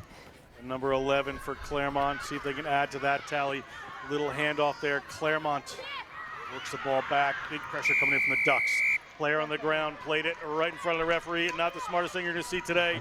It's a penalty here for Oregon Ducks. 1 minute left in the half. They could really use some points before they go into the break. Oregon take this one straight forward through McCann. McCann's going to go to ground. Right over there is Kitty Fettle. Ball out for the Ducks into the middle of the field. Ducks through Merrill. Merrill. Gettle. Ball up from Ricky Payton. And again, they go to Fettle. Knock it on, so it's going to be a scrum here for Claremont Colleges. Last play. We've had a knock on, a forward pass, and another knock on that has stopped all of Oregon Ducks' offensive attacks. The passes have to be right on the money in these big-time matchups, big-time game. Complimentary rugby always rules the day. And with this set piece, Claremont has a really good opportunity to get further down the field and possibly get some more points before the halftime as we hear the whistle. Ball comes straight out, so we're going to put that in again. We have to have the scrum before we can end.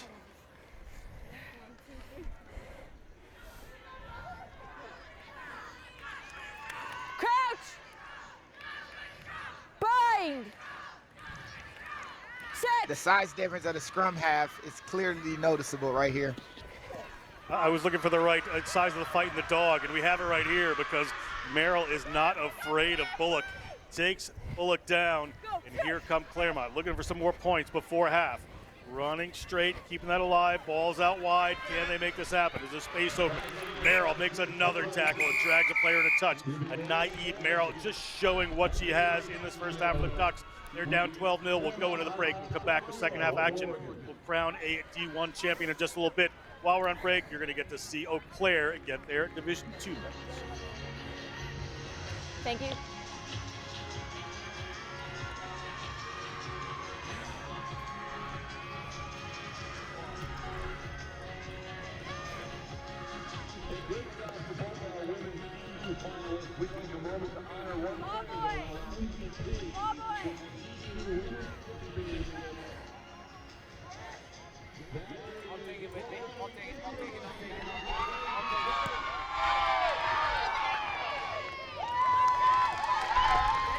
Yeah? No, I'm good. Thanks. Good job, everybody.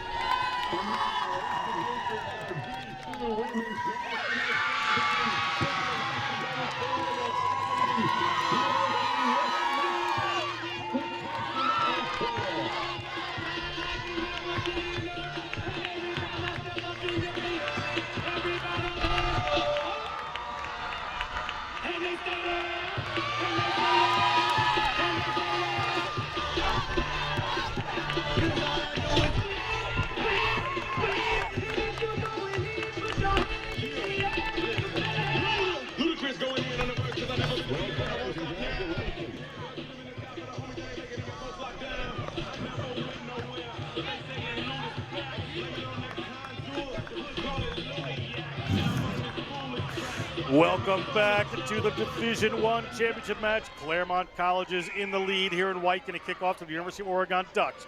John Brogan with Lance Kavanaugh bringing you through this one. After this, we have the third and fourth place game between Navy and AIC, American International College, and the big Premier Championship, Army versus Brown. Right now, the Ducks looking to get back in it. They have had a halftime talk, I am sure, from Ashlyn Daniels and Zoe Constantine, their coaches. Little spill right there. Ball knocked on by the Ducks first, so it's going to be a scrum here to Claremont Colleges, coached by Lily Lyle and Robin Collins. Getting the better right now, Lance, is this Claremont Colleges team.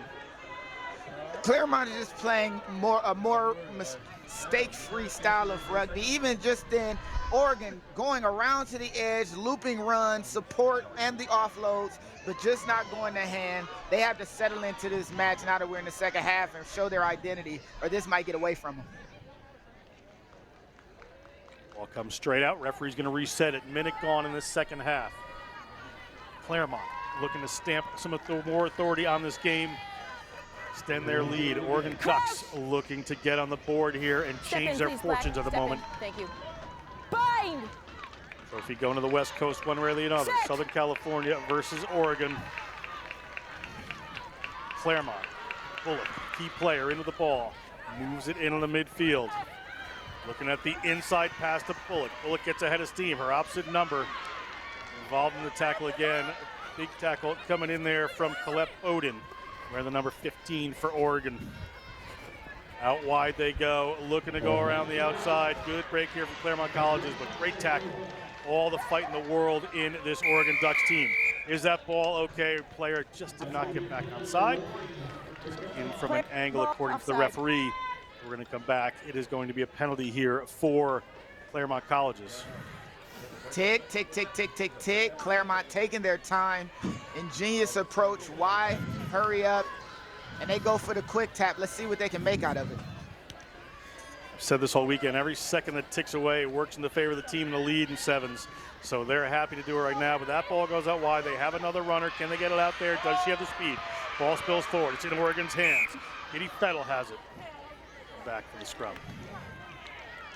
Wow, and that right there could have been the nail in the Oregon Ducks coffin. If that ball goes to hand with the speedster, nothing but green in front of her, unfortunately unable to corral it in, and we have a scrum. Crouch. And with around 5 minutes left, we have to see Oregon step up to the call and play to the level of a national champion to win this game. Set. Ball in here. Ball out from Merrill. They go for the kick through the Ducks. Interesting choice here. Trying to put some pressure on the runner, but this may not work in their favor. Around the corner comes Claremont.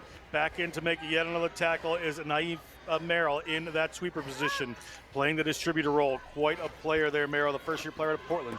Went to Jefferson High School. Claremont, however, on the attack, have their ideas. Sid Riley gets it up there to Bullock. Bullock unselfishly moves it out.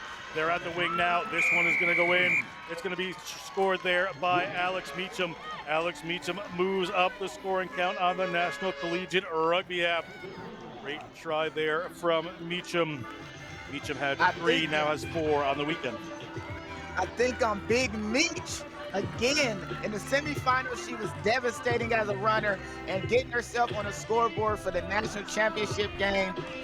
And that actually might be the stretch that they need, the points that they need in order to put this Oregon Ducks team away. The game isn't over. You still have to play a complete 14 minutes.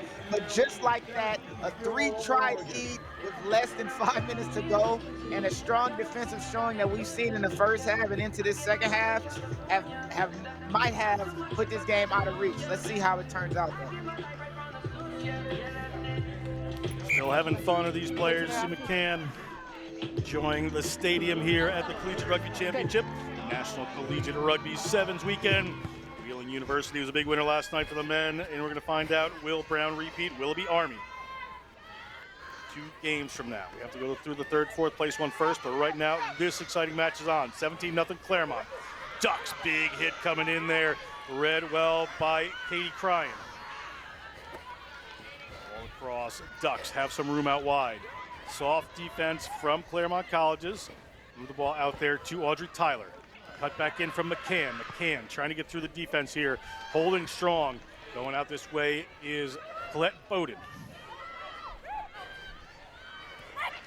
Across they come through Ho-Sing Loy. In the middle of the field. Get that ball back over into the hands of Lola Moyaki. Moyaki gets the ball out there to Sylvie Johnson. Was that tackle high? Referee says no. Is the side of the field open? Here comes Oregon. Minute 45 on the game clock. In the middle of the field to a key player, McCann. Well deserved if she can get across the line. McCann headed for the line. Chase McCann touches it down under the watchful eye of a Claremont defender, but the environmental science major Ontario, Canada touches it down. Great try, well-deserved. Chase McCann. And you see her grooving a little bit beforehand. She is enjoying herself, score aside, and as relaxed as she is, she's showing that being comfortable and just having to take care of things right in front of you can yield positive results. If anyone can, McCann can, and young Chase has gone in to score, doing great work in the semifinals and cutting into this lead, into this deficit they find themselves in the championship. But is it enough? Do they have enough time? That kick is good. Players in the stands enjoying themselves. Big, big day here at the Maryland Soccerplex. Claremont College is still in the lead. It'll be a kick from the Ducks. Time winding down here. Unfortunate there. That one is going to bounce and not go 10, so we're going to come back to the 50 for a free kick. There's only about 30 seconds left in the game clock. 22-7. Claremont leads Oregon after that Chase McCann try. Ball back out here. It's going to be a free kick in the center. 15 seconds to use this three. Tick, tick, Stay tick, tick, tuned tick, tick. after this. Yep, they're taking their time. After this AIC Yellow Jackets versus the Navy Midshipmen for third place in Premier. Bullock, key player for this team. Reserves in the game now. Ball gets spilled. Schiavone takes that one. Ball's going forward. Referee looks at her watch, and that is it. Claremont Colleges are your Division I champion. Oregon will take the second place. Great work by both teams. We're going to step away for a second. We're going to be right back with the third, fourth place matchup between AIC and. Great kick. Here, I can't see. I'll let you do it. I got it.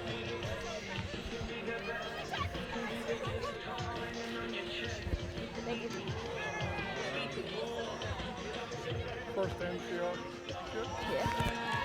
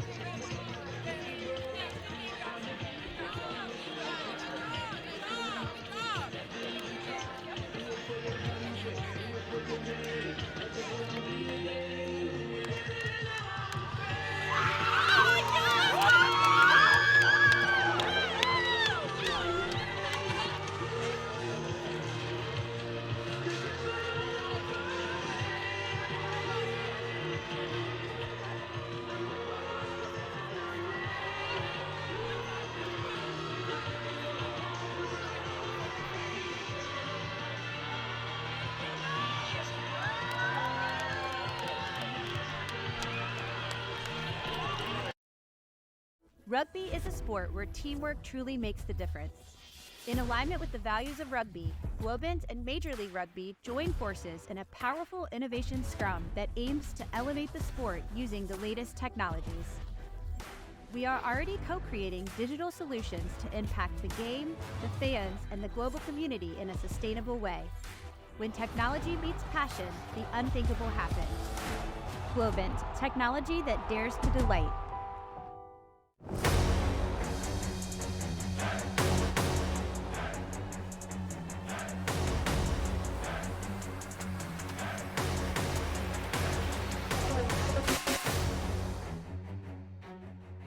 We are here to make the fast food business faster. With just one generous lick. Oh, sorry. There we go. Taste ID will create exactly the combo you would like to eat. How do you know our customers will like it? Like it? They're gonna lick it. Nice. Get a technology partner that knows your business and your consumers. Globant, technology that really dares to delight. Let's get ready. Major League Rugby is now. This is the moment we waited for. Everything you want is right here. We gon' give them what they came for. We gon' take it up from last year. The Rugby Network is giving you all the free MLR content you want, live and on demand. Never miss a hit, never miss a try, never miss your team. MLR on TRN. Never miss a match. Welcome to the Rugby Rundown on the Rugby Network, as we bring you your weekly rugby fix. With the big news, special guests, and unparalleled access, this is your rugby show. Watch exclusively on the Rugby Network.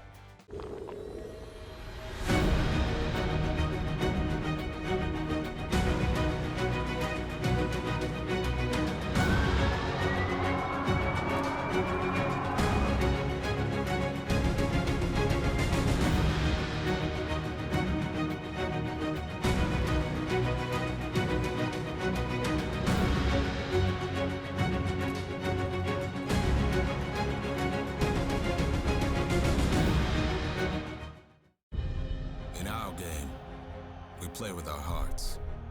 We don't play with sticks, bats, or gloves. We don't wear shoulder pads or helmets. We keep playing when it hurts. And we leave everything on the field. What we wear must be built for our game. Whey protein is my favorite product. Best part about it is I can have it straight after a workout or a training session. My favorite product is vitamin D. Back in DC, we practice a lot indoors, especially in winter, don't get a lot of sunlight, so having some vitamin D is important. We select Thorne because we know it's tested and it's safe to use. It's time to hit. It's time to pass. It's time to train, step, and tackle. It's time for tradition. And time for brotherhood. It's rugby time, America.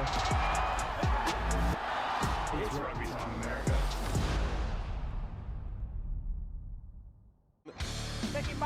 Like some cracks in this lineout that has been so good for him so far this season. They've been nearly perfect. McDonald, Reese McDonald looking for the dash. Up to midfield, has support. Finally freed up to Calametti. All the chemistry on display from the red, white, and blue. Free Jacks. Is it a knock on? No, playing advantage. And an absolute clinic on display with the road show from New England.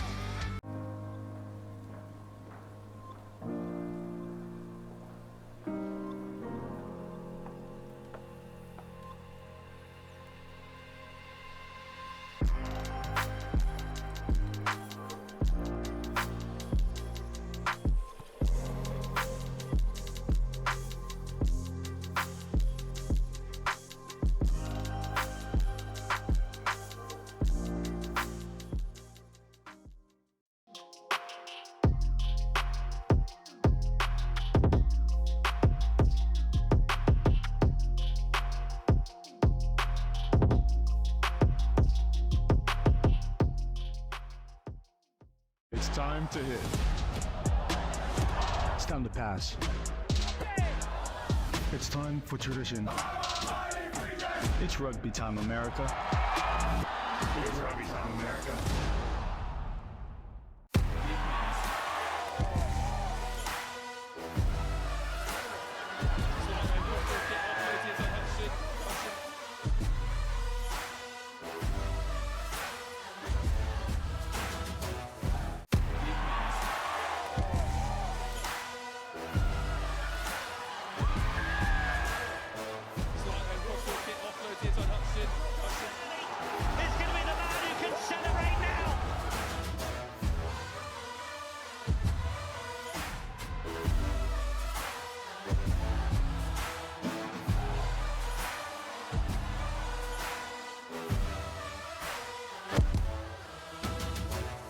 Welcome to the Rugby Rundown on the Rugby Network, Join myself, Alex Corbacero, and Will Hooley as we bring you your weekly rugby fix. With the big news, special guests, and unparalleled access, this is your Rugby Show. From college rugby, Premiership women's rugby, MLR, and more, we've got you covered. Watch exclusively on the Rugby Network. Come along for the ride as we bring you the Rugby Rundown. We got the hits. We got the kicks. Oh God, that looks way too good. The passes. The athletes. And the fans. We got the pride. And the passion.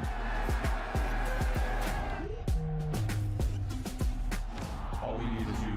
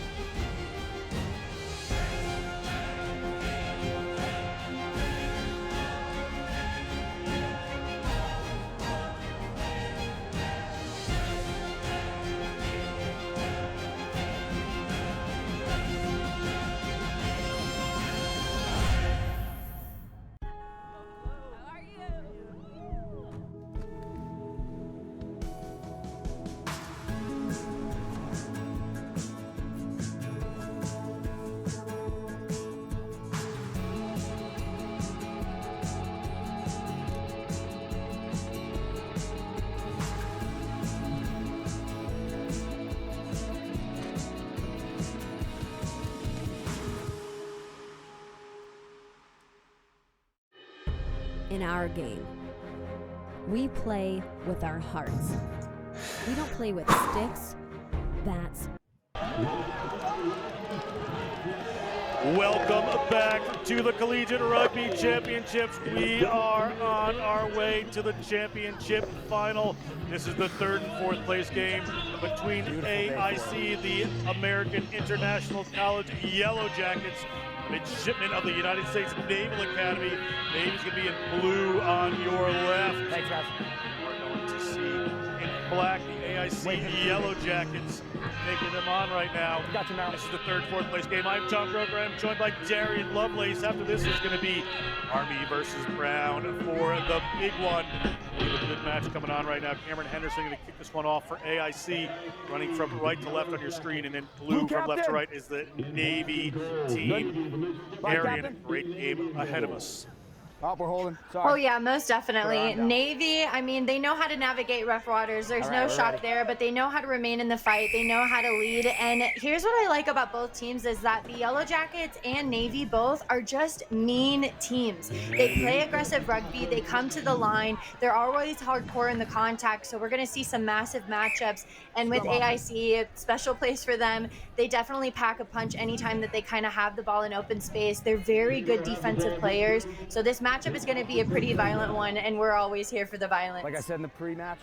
We certainly are. We are also here for the good rugby, and we're seeing it right now. That one didn't go 10, so it is going to be ball here to the Navy team. Navy midshipmen right at halfway to get this one started. Pressure coming on from AIC.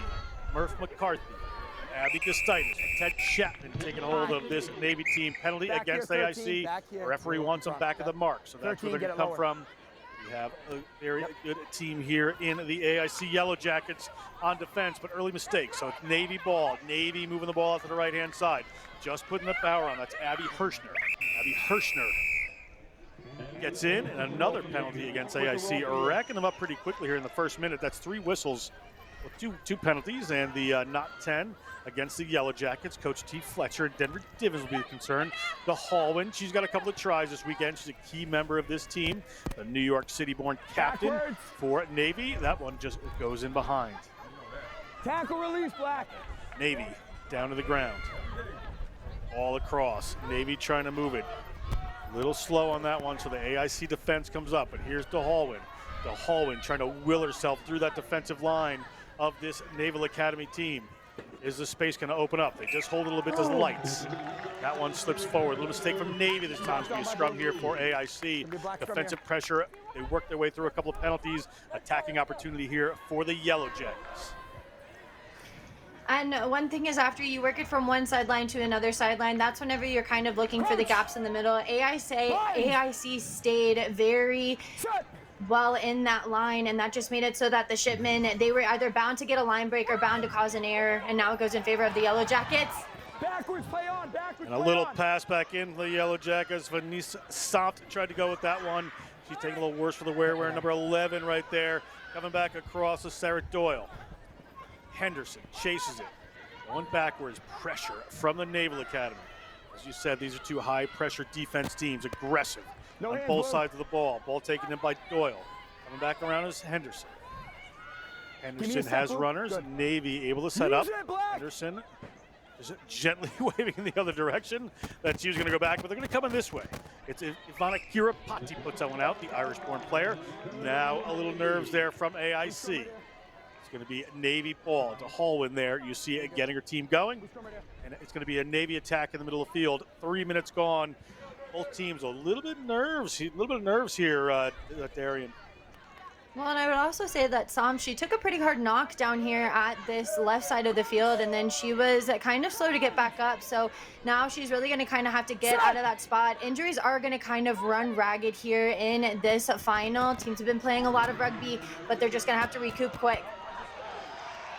Big break coming around here. That was Mia Young taking the ball, making some good distance. Around they come. They get it into the middle of the field.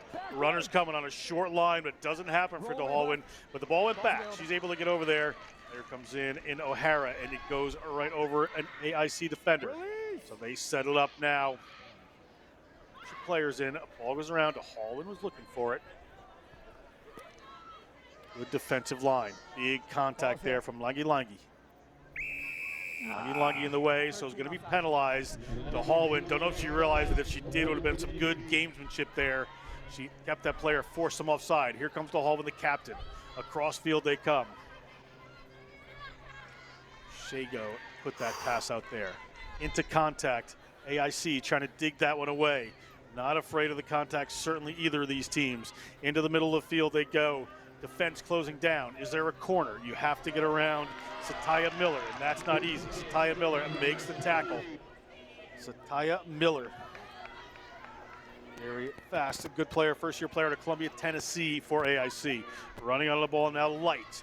Putting some good phases together as a Naval Academy. Can they tire out this AIC defense and get them across? Sam takes a shot at the ruck, but lets it go. Across they come. They're on their own 22, not gaining ground, but forcing AIC to work across field through their phases. Will it pay off for them? Bears are in a little tight here, trying to go up through the middle, looking for the ball. DeHalwin has to go in as the cleaner there. They're coming off through Lights to this right-hand side. Ball to Hirschner. Abby Hirschner, senior from Wilmington, Delaware. Penalty against AIC. Opportunity for the Naval Academy. 5 minutes gone. See what they decide to do. Darian. I just really... Everybody needs to pay attention to... Tell your team to clean it up, get out of the breakdowns like I said earlier, okay? Talk to them now. I just wanted to make sure that we heard what the referee had to say, but we need to pay attention to the defensive line that AIC is showing. It's probably the most impressive that we've seen thus far, and that's why the score is still remaining 0-0, 5 minutes gone, is because the people who have had possession is Navy. Navy's had ball in hand a lot of the time, but this defensive line that the AIC Yellow Jackets are showing is something that needs to be addressed, because it is just the perfect example of how you should play defensive rugby at the 7th level. Navy opts for the scrum here, trying to get some isolated runners out there. Big pressure, however, from AIC. Forces them to take it through Shago. Shago takes the ball to the ground. Shago, the first-year player out of Philadelphia. At the 22, running across field, looking for some teammates. Getting it right there. Going to have to recycle this ball. Going to come back in the same direction through Lights. Lights moves it out. Ball out there again to Shago. They've been working this side of the field pretty extensively, trying to open up the other player over there, but not releasing from AIC. Always a 50-50 call, and a card comes out. Yellow card to the Yellow Jackets. Off the field goes Morgan Schechter. Will this make a difference, Darian? It's kind of hard to tell with this AIC side because they've been playing this beautiful 7-up defense, and that means that somebody on the outside has 2 people on them. So this 6-up defense that they're playing, whenever they get to the breakdown, they're touching each other, they're communicating, they're making sure that that line stays true. So it could be a massive thing, especially for set piece. It's a smart decision by Navy to take the scrum, but I don't know if it'll affect them as much if AIC can just stay in the thick of it and just wait out the next 2 minutes. And they steal that scrum. Good work there. The ball's in Satya Miller's hands. She pops it back around, looking to go around the corner. Big battle for the ball. That's Samp. Samp gets it to Satya Miller. She has to reach for it, but she's got speed and power. Taken down there. They are down a player, AIC, and penalized is Navy. They're going to go quick. Samp wants to play some rugby here in the CRC final. Still 0, almost at 7 minutes. Here goes a big run coming in there. That's Sarah Doyle. Doyle puts it back over Satya Miller, and now it is ball here to Navy with a scrum advantage. Across the front they come. Can they release a runner? Can this runner go the distance? We're going to find out. Here they come around the corner. Have to hold on to that one. Player breaking, not going to make it there. Longi isn't over that ball. Locked on it, forcing the penalty. We're over 7 minutes right now. Longi is going to give that one up into the hands of Kirapati. And Kirapati, Ivana Kirapati, the junior, Dysart, Ireland, went to Our Lady's Bower High School, touches down for AIC. John, and I hate to be right, but right there you asked earlier if it was going to be a problem for AIC with the yellow card, and to be honest, it was a yes or a no. If they could stay true to their defensive line, if they could just wait for the right moment, then it was going to pay off. And to score 5 points against the side whenever you are down a player, it just goes to show that this is a very smart, intelligent defensive side. And when we talk about these teams that can get gritty, can get mean, AIC just did a perfect example of what it really does take whenever you are playing at this level for the 3rd and 4th place match. We're going to step away, and that's why I ask you the hard questions, because you're going to have the answers. Darian Lovelace, the expert, premier Rugby Sevens player. So we're going to step aside for a minute while you see Claremont get their trophy. We'll be back with the second half of this game. AIC in the lead.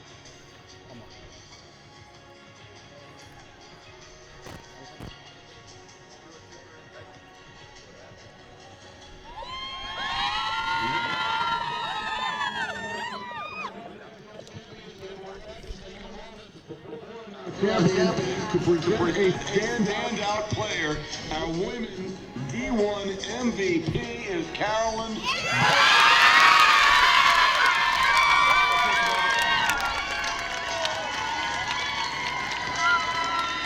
Well deserved.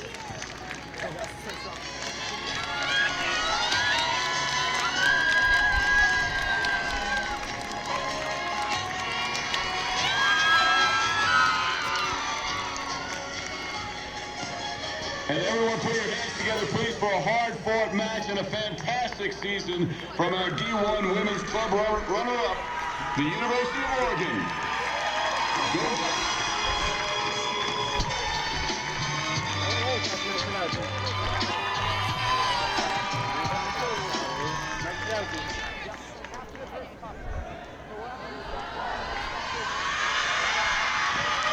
And hey, how about we show some love for our 2024 D1 Women's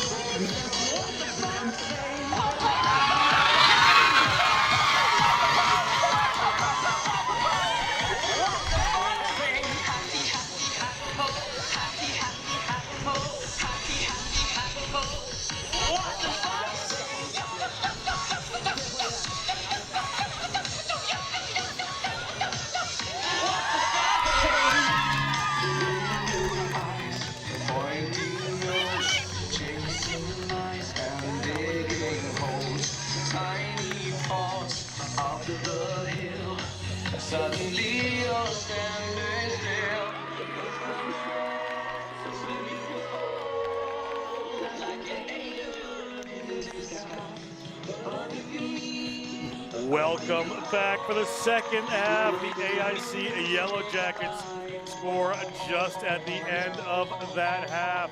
Go ahead 5-0 over Navy. We got 7 minutes to go here. Player in for AIC scored shorthanded. John Broker with Darian Lovelace. Navy needs to get back in this, not finding room around the outside. How do they come back against this AIC team? Well, against a defense that's really doing a good job of maintaining their line integrity, what you've got to do is you've got to catch them off guard and start getting unpredictable with it. Navy, even though they're very fit, they're very clinical. So they're going to have to start running those chop lines, running unders, starting to kind of really catch AIC off of their kilter. It doesn't really do them a lot of favors, though, AIC now having an error down in the 22, and it just gives an opportunity for Navy to start off strong. Thank you. Sinbin is back in right now, so they also made a little mistake there. Satya Miller just dropped that one. Unlucky for her.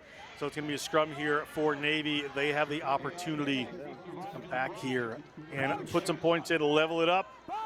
Possibly go ahead just into the second half. Third place game in the Premier Division. And Army Brown coming up after this, slated for 5:30 p.m. Penalty there against Navy now. Player not releasing. Good work by AIC. That was Langi to get that one done. Rayala Noah, Langi. Here they come. Satya Miller, a chance to make amends. She has some speed. Satya Miller, can she make it? She is by one. She's got two chasers weaving her way downfield. Satya Miller, great work. Lady Lions, a rugby player, gets over the line, scores side points, and AIC extends their lead. A first-year player from Central High School, MVP of her state sevens championship last year, scoring a try at the CRCs in 2024. We love a good representation of the South here in the U.S. I'm a little biased when I say that, but Miller adding on and just bringing that style to the Northeast, the swag of what she kind of weaves in and out and away. She is fast, but that defense coming in from Navy, they also want it as well. They're coming across quick, but she just adds such a silky way of getting into the try zone. And with that setup coming in from Semt, that's why they moved her into that playmaking role, is because she can get the ball to Miller. And Miller in green space is just lethal. So Navy, we talked earlier, they've also got to maintain possession and win it back in those crucial moments. They can't really allow for a whole lot of errors because the Yellow Jackets right now are working very, very smart, and they're really exploiting those weaknesses around the breakdown. Fletcher, Denver Divins, Hunter Hansen doing a great job here. Their program looking strong in this game. They'll love to be in the following game, but they'll be happy to try to take on this one. Abby Hirschner takes that in. Abby Hirschner. Ball comes across for Navy. It's going to bounce. Get it a little wider here. See if they can take it to the outside. Satya Miller misses the tackle. So big run coming on. Samt does the job. Gets in there and makes a tackle however she has to. Organizing the defense at the same time. Ball comes across there from Lights into the hands of Mia Young. Looking to the outside on this end, not going to get there. Sienna Hall takes it. Referee's going to come back. Offsides against AIC. 4 minutes, 15 seconds to go. 10 points. Navy has the ball. Navy need to make some inroads into this very strong and aggressive AIC defense and get going forward. They do just that. Powerful runner coming in, stepping around, nearly got grabbed by Samt. Samt had to let go because she was grabbing her hair, so it's going to be a try here. It's going to be well-deserved if she can get it down. Caroline Shago, the first-year player at a Philly, went to Horsham High School, studying ocean engineering, touches down for 5 points. He cut in half by Navy. Shago, look, whenever she gets the ball, there she go. Shago just does something on top of Semt that we do not see usually. Semt does get caught high. She makes the correction though, so that's why it doesn't get blown up, and the advantage is already being earned. But you see what it means to this AIC team. They just get gritty and mean in that point of contact, so they don't give those up easy. But Navy, a very well-deserved try on their end, running those lines on the outside, kind of doing the angle changes as well, is really what's going to set up Navy for success here. We'll just take a look at how she gets around the corner of Semt by just running a nice little push line, and those lines against a very flat line defense just don't make for many rooms for error. 10-7, plenty of time. Navy, you know you're not going to question the fitness there. High ball hanging up there, bounces over the 22 into the hands of AIC.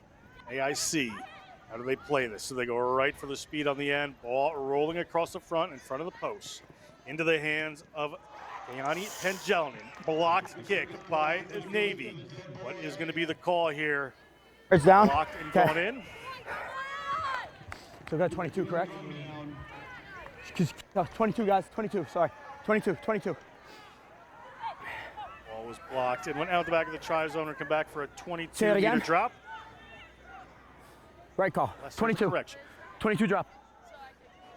Referee No, and you assistant cannot referee take it out. in Drop agreement, so it's going to be a It's a 22 restart. It's for a restart. AIC. It's a 22 drop. Player, is that? Yes. 15. There they Behind go. the There's the 22. Ball just has to go No, across. it's going to be a drop kick. See what they decide to do. Yes. Now she thinks it's a You have penalty. 5 seconds. Little confusion You here. have 5 22 seconds. drop.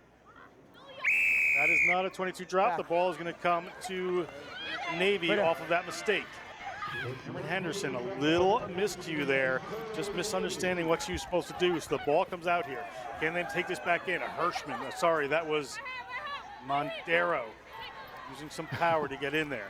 Ball across into the hands of one of their powerful runners. That's fine. Miracle He's on the Haynes. arm, on the shoulder. Miracle Haynes taken down. Coming back across, a little Backwards step play on. forward to hold that defense in. Ball rolling back behind Brink. Brink looking for a runner. Can she find it? Big hit coming in from Stamp. They're going to have to make some inroads here to the ground safely. Their players are there. Do they have a 2-on-1 out here? Can this player get around? Good break here. That is No Hannah hands Brink. back. Hannah Brink takes it in. Sophomore from Lake Oswego, Oregon. She released. Big Play on. hit there. Big Roll tackle right back. taken down, but good job there by Mia Young to keep that one alive. Brink in again. Navy looking to take the lead here. Navy gets the ball to Miracle Haynes, and it slips off her hands right there. Knocked on here by Brooke. Unfortunate good pressure It's gonna be a defense, black ball. however, from this AIC team. That looked like a free. It's a 22 Give drop me when that happens, okay? pressure on, knock on. So scrum here, Sub. 30 seconds to go on a knife's edge. Here Time's in this off. third 7 place blue. matchup. It's going to be said AIC 7? ball.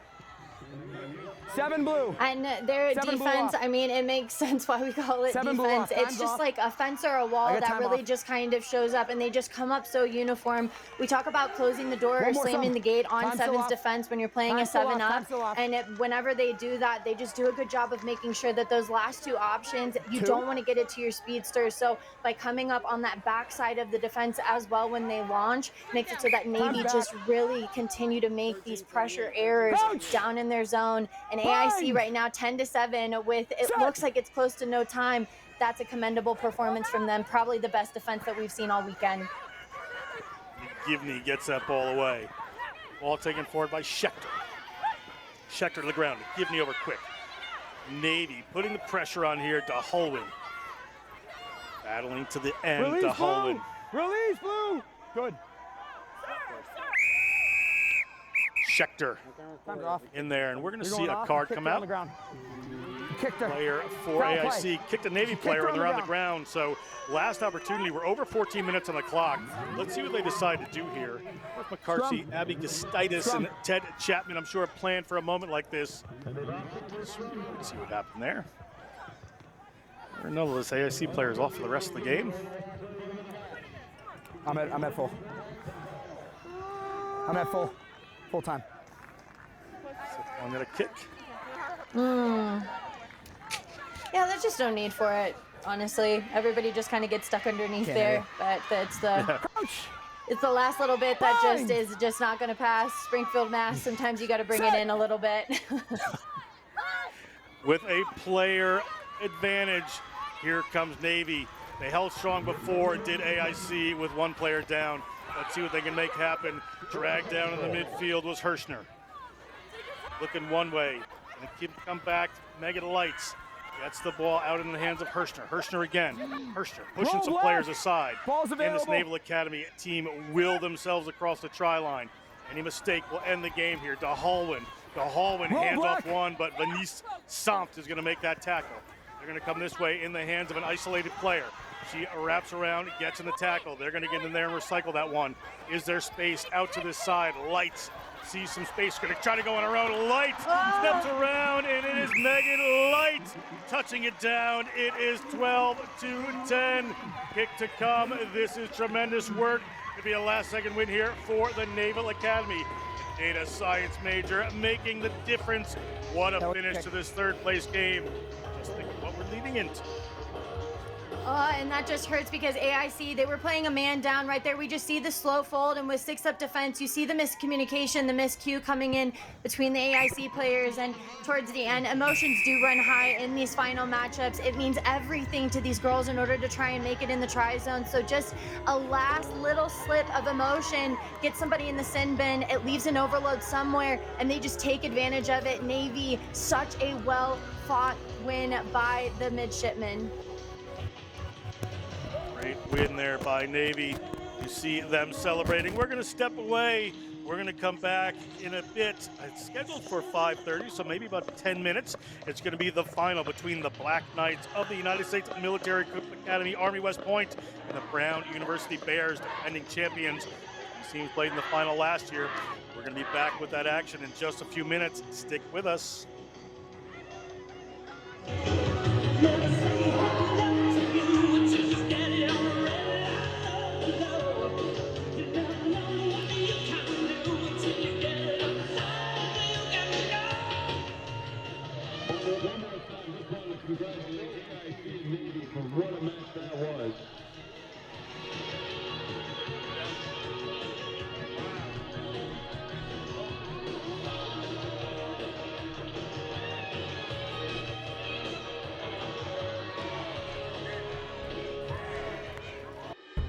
In our game, we play with our hearts. We don't play with sticks, bats, or gloves. We don't wear shoulder pads or helmets. We keep playing when it hurts. And we leave everything on the field. What we wear must be built for our game. Moving fast, already gone, yeah, but you bringing me back. Try to double cross me, dog, just let me relax. Stop assuming what we doing. Keep it moving, what we doing. I chose to take Thorne supplements over another brand because they're sports backed. The products are also top of the line and they also taste great. It's important that the substances athletes take are tested for banned substances. One, because you want to make it a fair, even game, especially with the other players. And you want to make sure what you're putting into your body as an athlete is clean, researched, science-based, and it's healthy for you. So you want to put good in and get good out. Yeah, Thorne has helped me a lot, especially in the last couple of months. I've had to pack on some weight to be able to play in this league, and I think taking creatine and protein every day and adding in a couple other things has made me a better athlete, a bigger athlete, stronger athlete, and just overall prepared me well. So I take creatine every morning when I first wake up. It's kind of like my checklist or part of my routine. I usually have a protein shake, a Thorne whey as well, so I usually just throw it in there or throw it in with some BCAAs. Whey protein definitely makes my life easier because I can come straight off the gym, straight off the pitch, and it takes 30 seconds to mix up a protein shake and get down some extra protein. Rugby is a sport where teamwork truly makes the difference. In alignment with the values of rugby, Bowden and Major League Rugby join forces in a powerful innovation scrum that aims to elevate the sport using the latest technologies. We are already co-creating digital solutions to impact the game, the fans, and the global community in a sustainable way. When technology meets passion, the unthinkable happens. Bowden, technology that dares to delight.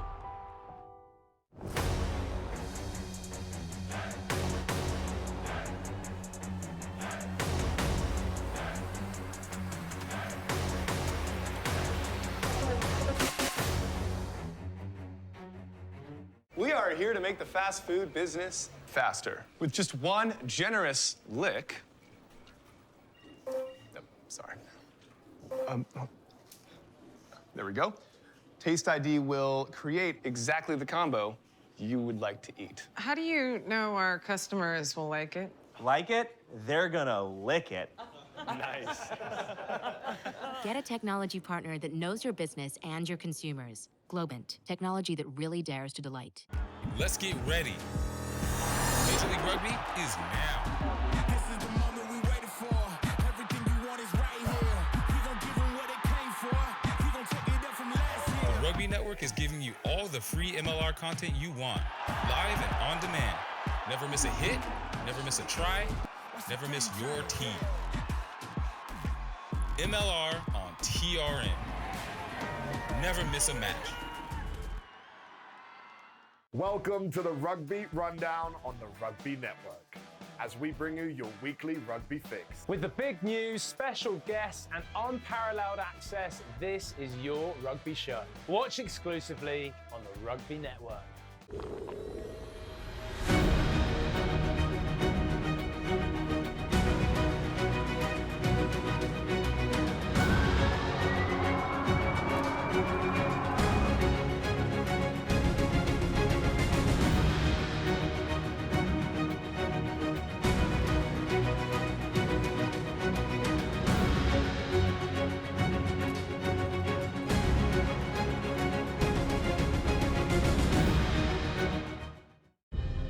In our game, we play with our hearts. We don't play with sticks, bats, or gloves. We don't wear shoulder pads or helmets. We keep playing when it hurts. And we leave everything on the field. What we wear must be built for our game. Whey protein is my favorite product. Best part about it is I can have it straight after a workout or a training session. My favorite product is vitamin D. Back in DC, we practice a lot indoors, especially in winter, don't get a lot of sunlight, so having some vitamin D is important. We select Thorne because we know it's tested and it's safe to use. It's time to hit.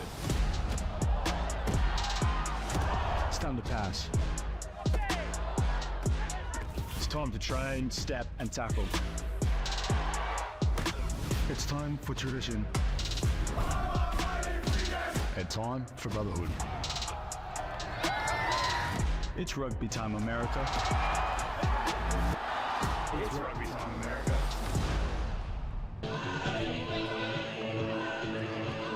Back. This is the big one kicking off. This is going to be defending champions, the Brown Bears in white.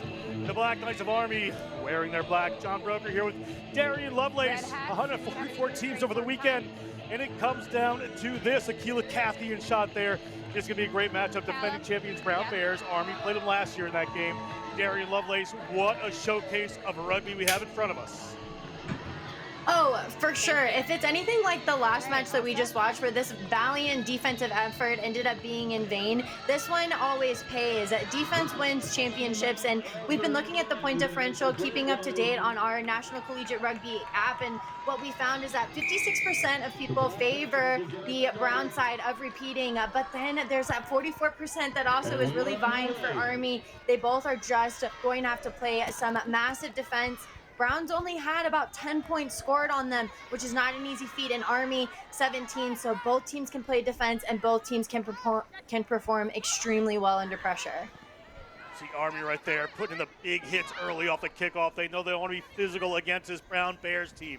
These teams know each other well. Ball back inside there. Morgan Cunningham. Morgan Cunningham takes a couple runners with a senior from Stanville, California. Little pickup there from Muldoon. Muldoon gets it back.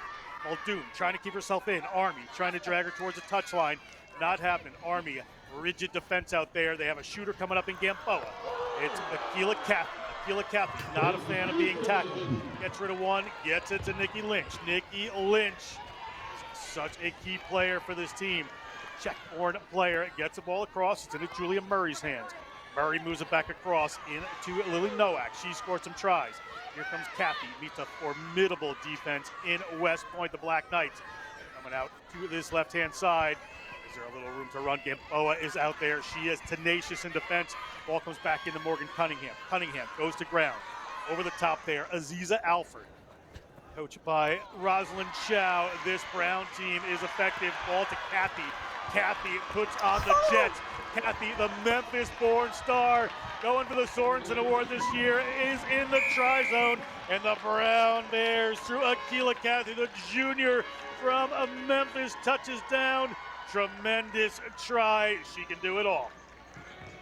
Hey, look, Cathy, right now you're the only 10 we see, okay, running through people. She just dished a massive collision not even a minute ago and then came out and then just sprinted across. But this was all set up by just the continuity that Brown is so good at building. They love to build the momentum, and then they love to just make things explode. And Kathy, the Sorensen finalist, this is for the best female collegiate athlete in the country. This is what you're looking at. This is basically like rugby royalty right now, and she just shows why she's up there and why she's so well respected in the community.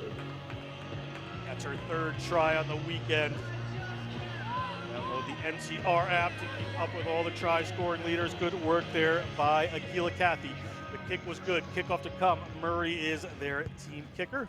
Tremendous player, Julie Murray, the sophomore from Libertyville, Indiana.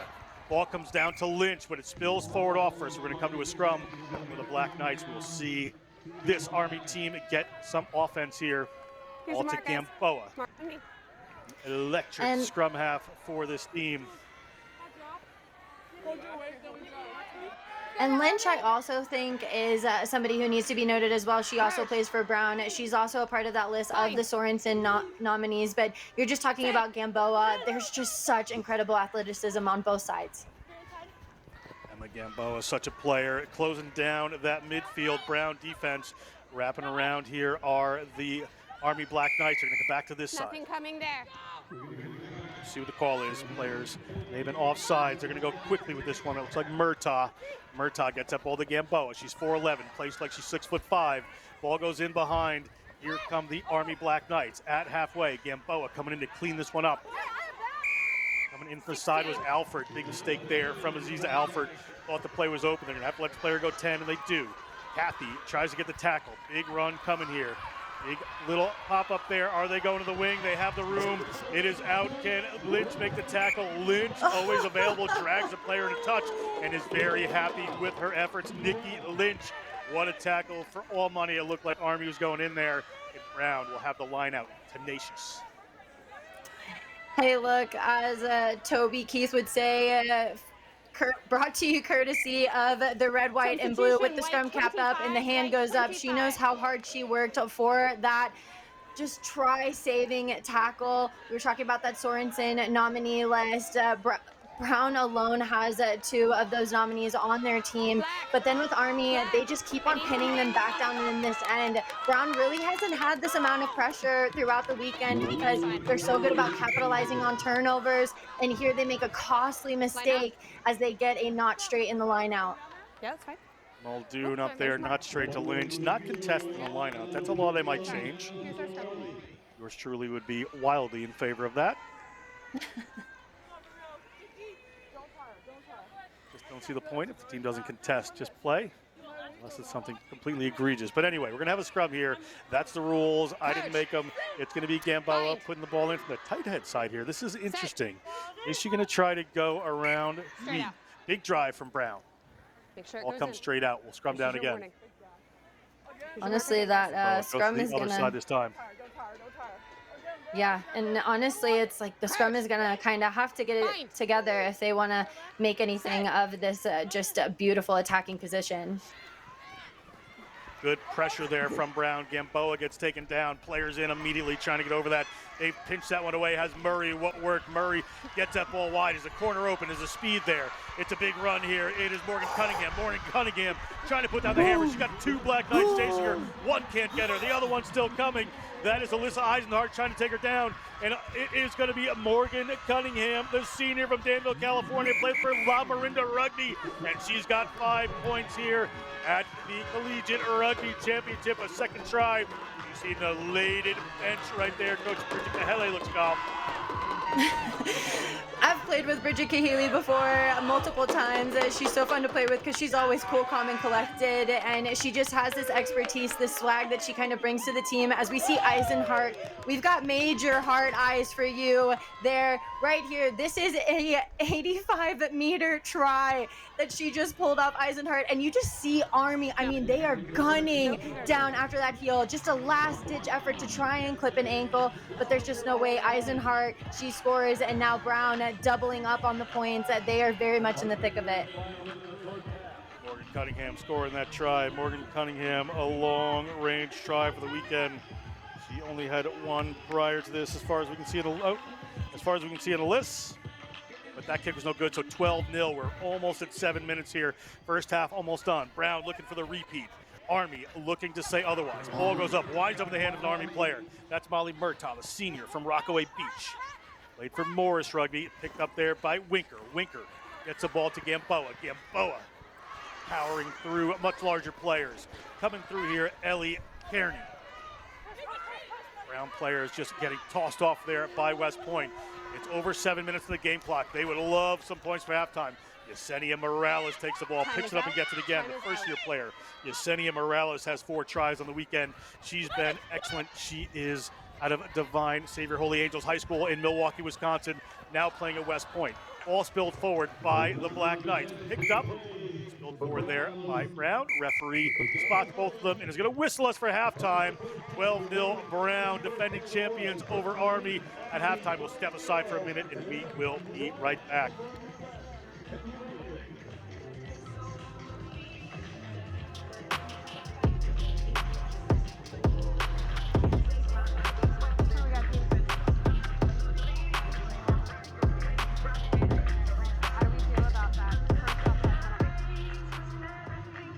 It's time to hit. It's time to pass. It's time for tradition. It's rugby time, America. It's rugby time, America.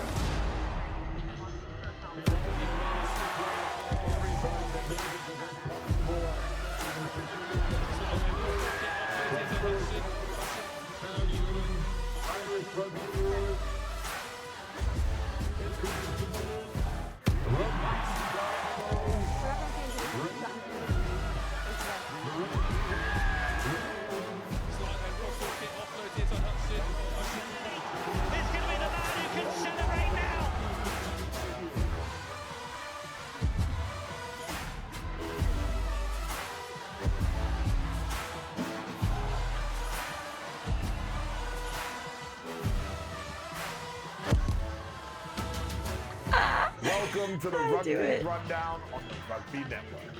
Join myself, Alex Corbicero, and Will Hooley as we bring you your weekly rugby fix. With the big news, special guests, and unparalleled access, this is your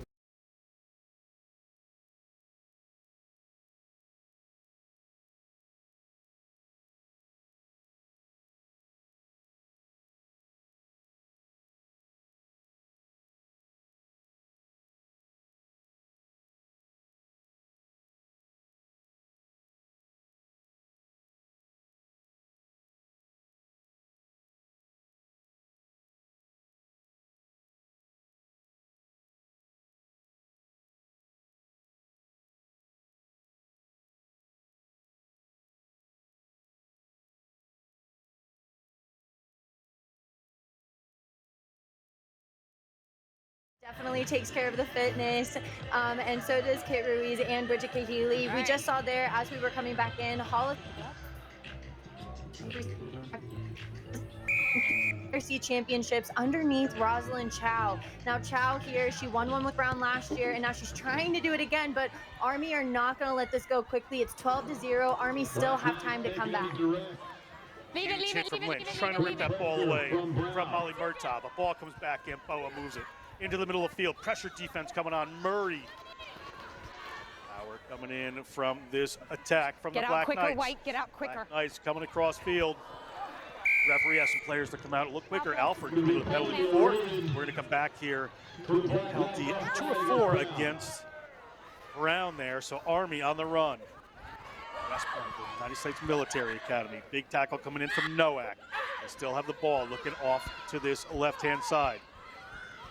And the defense hold, Lynch on the inside defensively, looking at Winker. Winker gets that ball out into touch, or near touch they go.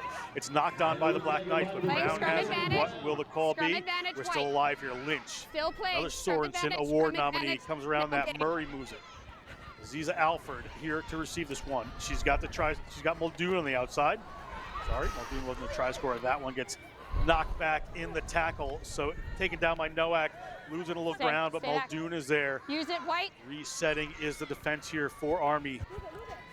Out to this left-hand side from Alfred. Ball gets spilled. They're going to pick it back up. We're going to come to a scrum for Army. Just 12 points in it. Plenty of time here. Army needs to put something together pretty quick, however.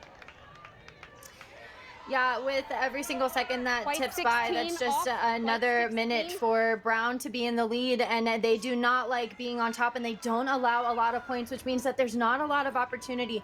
Only 10 points scored on them for the whole weekend. That's only 2 times that teams have made it down into a try zone against Brown. So Army, they're going to have to take what they can get, and now that we're in the second half, they have to fight for every single inch. Bind. Gamboa Set. to put this one in. Gamboa. Big drive there from Brown. Army. Came straight out the side. It's your last As chance. with all weekend, Let's have it again. So the ref. That ball's got to Every go second into the that ticks away right now works in the favor of the Brown Bears. So they need to hold this steady, does Army. Crouch. Bind. Set. That is a All in, turnover. ripped away That is by a Brown. turnover. Going to be a free kick to Brown. They're going to go quick with this one. Muldoon on the run. She's got Nikki Lynch. Nikki Lynch. All right, we'll play. Lynch into contact. Gamboa Stay eventually back, takes her down. back, Putting pressure back. on around here. Our Army. Army West Point. Ball to Akila Cathy. We're going back for a penalty. Players off sides. Akila Cathy looked like she would have been happy to go on a barnstorming run there. Come back. We're going to have a scrum here. Contain some people in part of the field, Darian. Yeah, Kathy knows that there's a plan, and Brown's plan this whole entire weekend has been that. Right here we see the feed, and referee had just talked to them about it just a little bit prior. We see the foot come up in the tunnel there, and that's kind of what she's unhappy about after a not so straight feed. But she's being communicative to both sides, so they just need to listen out for what she's looking for. She's telling them what she wants. They just got to have the discipline to listen. Here's the Akila Cathy. Akila Cathy into the contact, gets them all the way to Murray. Streaming out of the ball, there's Nowak. She's been in the try zone this weekend. She's got to get around Yesenia Morales. Morales makes a tackle. Ball spills forward into touch. We'll see with a choice here. Line out or scrum. Choice between a scrum and a line out. And Nowak took the worst of that one from Yesenia Morales. Good time. Yeah, Morales is just so patient, and she's so good about the tackle technique. Gets low, gets under the shoulder, and just tosses her out of bounds. But it looked like Nowak was a little bit slow to get up there. Her foot got kind of caught rolling into that sideline, so hopefully she's up and moving. It looks like she is getting tended to. We've been there a time or two with that ankle sprain feeling, so hopefully she's just going to be up and moving here soon. But Morales, the defense, Army, impressive. And a bit of bother here. She is off the Do we field, have a so they can bring in a substitution in? reserve, most likely. Is the Can sub on? Brown. Should she not be able to go, you get a look at West Point there. That's Katie Winker, the sophomore from Fort Wayne, Indiana. Scrum. Marcus here. Carroll High School played Chargers rugby. We're coming to West Point for Bill Leclerc's program, assisted by Kelsey McDowell, is Bill Leclerc. We're going to have a scrum here. Player is replaced. It is going to be from their own about 10-meter line with a full field out to the side. Army ball. Rosalind Chow brings in a reserve there. Rosalind Chow with Kitty Ruiz and Hele, we saw before, coaching this team. A long kick downfield. Are they trying to keep this one in to put pressure on? Yes, they are. Picked up there by Brown. Intercept, run a play. Big tackle coming. Who else but Nikki Lynch? Nikki Lynch up and fighting immediately. Good result here for Army if they can capitalize. Gamboa gets it to the try scorer, Yesenia Morales. High tackle, so it's a penalty. Brown needs to get back. Gamboa, there's room down that left-hand side. She's looking at it, takes it just a touch slower than she might have. All across there from Natalia Johnson. Big hit from Akila Cathy. Big players step up when it's needed. And that's one right there. Ball still in Army hands. Natalia Johnson, first-year player. Cathy piles in, trying to disrupt. Doesn't take a defender out of the play.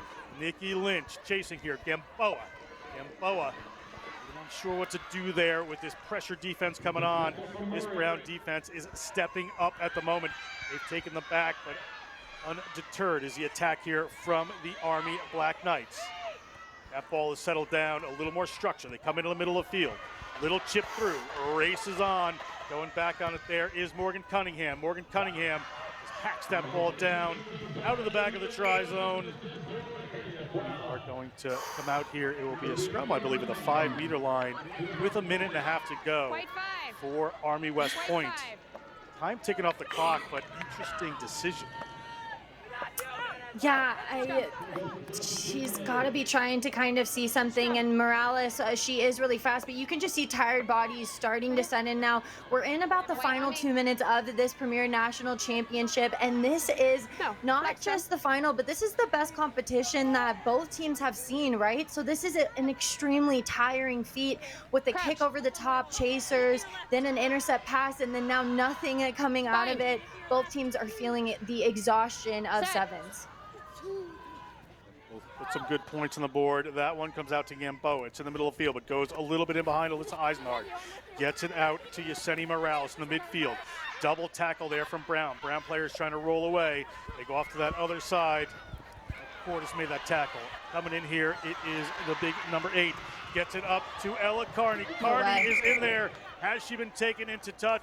Referee and assistant referee will confer. We'll listen in. Do we have any foul play issues before? I saw 12 white over the shoulder. Okay, so we have a penalty. Do we have good grounding? I would say I saw grounding. You're happy with the grounding? I'm happy with the grounding. So penalty advantage gained. Oh, wait, did the ball hit the deck first? Ball hits the deck first before she goes out. That's a try for Army. I don't have a number. Number? I don't have the number. Bringing it back here. It's a try for Army. Yes. It's decided by the referees and the assistant referees. So 5 We'll points restart. in We it should right restart. now. We're going Lynch now. did everything she could. Yeah. 20. Oh, where's the hand? That's hard. That kick is not going to make it. We'll So restart. 12-5. Time running out. It was a high tackle there, but it doesn't look like they're going to give a card. I don't believe. It was Lynch in on that tackle. Just see it even as that high a tackle, to be honest.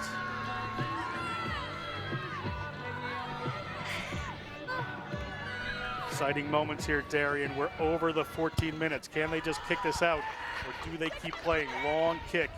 Can't have any mistakes here. Ball in hand.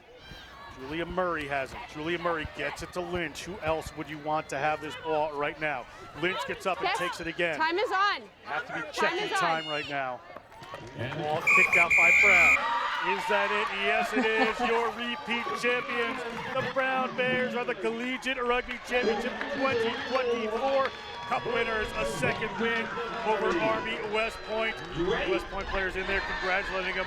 What a match. It had everything, Darian Lovelace. Fantastically done. And you can just feel how much that would hurt and how much it meant to both sides here. Brown University putting on a performance again, only allowing 15 points this weekend. Rosalind Chow lives by the idea of defense wins championships. She now gets her 4th Collegiate Rugby Championship. It's an honor to be able to call it, having played for her and seeing the success that she brings to every single program. Brown, coming off of Kathy Flores, the late one, she just set up this program for success and was just a rugby great.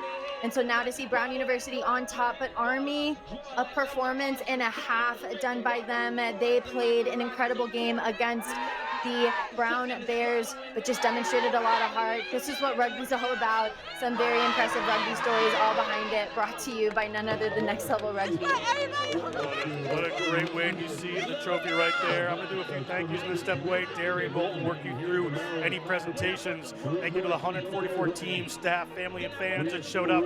Thank you to the viewers. The Maryland Soccerplex, from NCR, Steve Cohen, Jeremy Teresa, CEO, Wade Smith, Brad Dufek for the men, Angela Smarter for the women, Pat Clifton, the Sevens director, Thomas T.C. Clark, everywhere rugby is played. Special thanks to Kyle Parker and Kayla Fox for getting us all the player information. Wonderfully done job. Referees led by Dave Haynes and Andy Buckwild Buck. And then for Next Level Productions, our camera crew, Scott Baker, Nikki Chrisick, Kareem, The Dream, Al Sayed, Tito Hill, Tyler Deutsch, if he was there, Avi Anamento, I got that one wrong, Ryan Giddy, the man with the rugby plan, our commentary crew, Tim Wilkes, Brandon Sortman, Jeff Steele, Coach K, Lance Kavanaugh, for Darian Lovelace, I am John Broker. We're going to take a well-deserved rest. Enjoy your Sunday evening. Back to you, Darian. From college rugby,